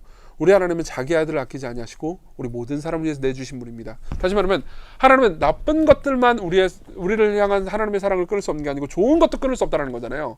그리고 그걸 입증하는 가장 큰 증거는 하나님께서 하나님의 아들을 내어주심으로써, 이 표현이 어떻게 들릴지 모르지만 하나님의 아들이라도 하나님께서 우리를 사랑하시는 것을 끊을 수 없게 하셨다는 거죠. 오히려 하나님께서는 하나님의 아들을 끊어내심으로써 우리를 하나님의 사랑에서 끊을 수 없게 하셨다고 말해줄 수 있는 겁니다. 그렇죠? 여기에는 또 역설이 등장하죠. 그렇죠? 자, 우리와 하나님 예수 그리스도와의 자리바꿈이 등장합니다. 정리를 하자면 이렇게 말씀을 드리고 싶어요. 자, 두 가지 얘기를 드리고 마치고 싶습니다. 그리스도 중심적 설교를 하는 설교자의 가장 중요한 마음은, 첫 번째는 이겁니다. 우리가 예수 그리스도에 관한 이야기와 예수 그리스도가 어떤 분이신지에 대한 묵상이 삶에서 끊이지 않고 그리스도를 계속 사랑하잖아요. 그럼 그리스도 중심적 설교는 우리의 설교에 거의 필연적일 수밖에 없습니다. 모든 사람은 자기가 좋아하는 걸 자주 말하게 돼 있습니다. 저와 대화를 하는 사람은 저와 대화를 한 1시간이라도 넘게 하잖아요. 그럼 1시간 안에 필연적으로 5분 이상은 음식 얘기를 하는 것을 듣게 됩니다. 그리고 그 음식은 거의 70에서 80% 이상의 확률로 고기 이야기입니다. 왜요? 저는 고기를 너무 좋아하거든요. 저한테 삼겹살 이야기를 시작한다면, 누군가 안창살 이야기를 시작한다면 저는 계속해서 얘기할 수 있습니다. 저는 이 부분에 있어서 전문 지식을 가지고 있습니다. 실제로 저는 고기와 그리고 음식 요리에 관해서 전문적 화학적으로 분석한 책도 집에 가지고 있습니다. 왜냐? 너무 좋아하기 때문이죠. 지금 보세요. 지금 이 열정이 보이십니까? 지금 언성이 올라가고 있잖아요. 너무 좋아하기 때문입니다. 자, 여기서 우리가 그리스도 중심적 설교를 하는 설교자의 마음의 힌트를 얻을 수 있습니다. 만일요, 여러분들이 나는 그리스도 중심적 설교를 오늘부터 하겠어. 이게 좀 힙한 것 같아. 이게 좀 최신 유행 설교군. 그래가지고 이번 주부터 내가 그리스도 중심적 트렌드를 따라가야지 해가지고 그리스도 중심적 설교를 하기 시작하잖아요. 여러 가지 공식, 에드문드 클라우니의 사각형이군. 그러면서 이걸 해가지고 설교를 시작하잖아요. 그러면서 여러분들이 성도들과 나눔과 교제 가운데에서는 예수님 얘기를 하나도 안 하잖아요. 그러면 초반엔 모르지만 시간이 지나면 성도들은 알게 됩니다. 우리가 연기를 하고 있다는 걸요. 알게 됩니다. 다시 말하면 그리스도 중심적 설교를 하는 설교자의 마음의 가장 중요한 마음은 주 예수로 마음을 힘껏 채우는 겁니다. 그분을 묵상하는 거예요. 그분이 나를 얼마나 사랑하셨는지. 예컨대 우리는 이걸 이렇게도 표현할 수 있을 것 같습니다. 복음서를 묵상하십시오. 복음서에서 예수 그리스도를 보십시오. 그분이 나를 위해서 무슨 일을 하셨는지, 어떻게 말씀하셨는지. 그분이 때로 분노하실 때가 있었고, 때로 슬퍼하실 때가 있었고, 때로 함께 하실 때가 있었고, 떨어지실 때가 있었습니다. 왜 그렇게 하셨는지, 그 가운데서 그분이 나를 어떻게 대하시는지를 보고, 보세요, 그분에게 반하셔야 됩니다. 여러분들은 누군가에게 반하기 시작하는 순간 그 사람에 대해서 이야기를 끊임없이 하게 됩니다. 감기와 사랑은 숨길 수가 없죠. 마찬가지로 그리스도를 향한 설교자의 사랑은 숨길 수가 없습니다. 여러분들은 분명히 이런 경험마저도 하게 될 겁니다. 설교 준비를 하고 나서 도저히 그리스도께로 가는 길을 모르겠어, 에라 모르겠다, 오늘은 그냥 그리스도 중심적 설교 안 하고 윤리적 설교를 해버려야지. 그럴 수도 있습니다. 잘못됐다고 생각하지 마십시오. 52주를 다 막 완성된 그리스도 중심적 설교를 완벽하게 해내야 된다는 얘기가 아닙니다. 오늘은 그냥 포기하다가, 여러분들이 설교하다가 예수님에 대해서 마음으로 꽉 차오르기 때문에 갑자기 예수 그리스도께서 이런 일을 하셨지 하면서 설교에서, 저는 그런 경험을 한 적이 많습니다. 놀랍게 내가 상상도 못한 방법으로, 그것도 아주 신선하고 탁월한 적용으로, 그것도 성경 본문의 가르침과 합한 방식으로 복음 중심성이 자연스럽게 연결되는 경험을 하실 수 있습니다. 이게 꼭 설교 때가 아니고 신방을 하다가도 그런 일이 있었던 게 비일비재했습니다. 사람들하고 대화를 나누다가 얘기를 하다가 예수님 얘기가 머릿속에 떠오른 거예요. 그래서 이 예수님에 대해서 이런 얘기를 해주면 이 친구가 위로를 받지 않을까? 그러면서 예수님께서 너를 위해서 우셨어. 너 지금 애인하고 헤어져서, 이런 일도 흔하죠. 애인하고 헤어져서 슬프지. 네가 지금 사랑하는 사람이랑 헤어져서 너무 슬프잖아. 예수님께서도 그런 일을 경험하셨어. 예수님께서도 십자가에서 자신의 가장 사랑하는 성부 하나님을 잃으셨다고. 그분은 네가 지금 느끼는 슬픔을 경험하셨어. 이런 얘기를 그냥 하는 겁니다. 그걸 통해서 어떤 일이 일어납니까? 그 사람으로 하여금 내가 그리스도를 사랑하는 그 예수 그리스도를 이 사람으로 하여금 사랑하게 만드는 거죠. 이게 그리스도 중심적 설교의 본질입니다. 이거 단순한 기술이 아닙니다. 오히려 기독교적 설교자가 가지고 있는 마음이죠. 이게 첫 번째 이야기입니다. 그리고 두 번째 이야기를 마치겠습니다. 이 모든 과정이 되게 짐처럼 여겨지시는 분들이 계실 겁니다. 와, 그러니까 당신의 이야기를 가만히 들어보니까 내가 그동안 소홀히 했던 교의학 공부도, 조직신학 공부도 다시 해야 되고, 그리고 뭐 그리스도 중심적 설교 책 좀 읽어서는 안 되고 주해를 다시 공부해야 되고 히브리어 헬라어도 다시 한번 시작하라는 얘기잖아요. 너무 힘들어요 라고 생각하시는 분들이 계실 수 있습니다. 그렇죠? 뭐 이렇게 막 신선하고 뭐 깊이 있게 하는, 그렇게 설교를 어렵게 만드나요? 라고 생각을 할 수 있습니다. 보십시오. 근데 제가 이 말씀을 여러분들에게 드리고 싶습니다. 저한테도 제가 지금 말하고 싶고요. 여기에는 굉장히 큰 희생이 따를 겁니다. 다시 공부하셔야 되고요. 그리고 공부를 깊이 하려고 마음을 먹으셔야 되고요. 그리고 또 성도들과 대화를 나누면서 어떻게 하면 복음을 효과적으로 전할지 묵상하셔야 되고 예수님에 대해서 생각하셔야 되고 그리고 그러니까 내가 생각해도 이거는 엉터리 같아라고 느끼는 좀 그냥 별로 대단치 못한 설교를 한 것 같아. 그리스도 중심적 설교 차라리 처음부터 하지 말 걸. 이게 너무 어설픈 것 같아라는 스스로 만족하지 못하는 설교도 많이 하게 될 겁니다. 다시 말하면 희생이 필요하다는 거죠. 근데 보십시오. 하나님께서는 우리에게 역사 전체를 통해서 아주 위대한 그리스도 중심적 설교를 하셨습니다. 성부 하나님께서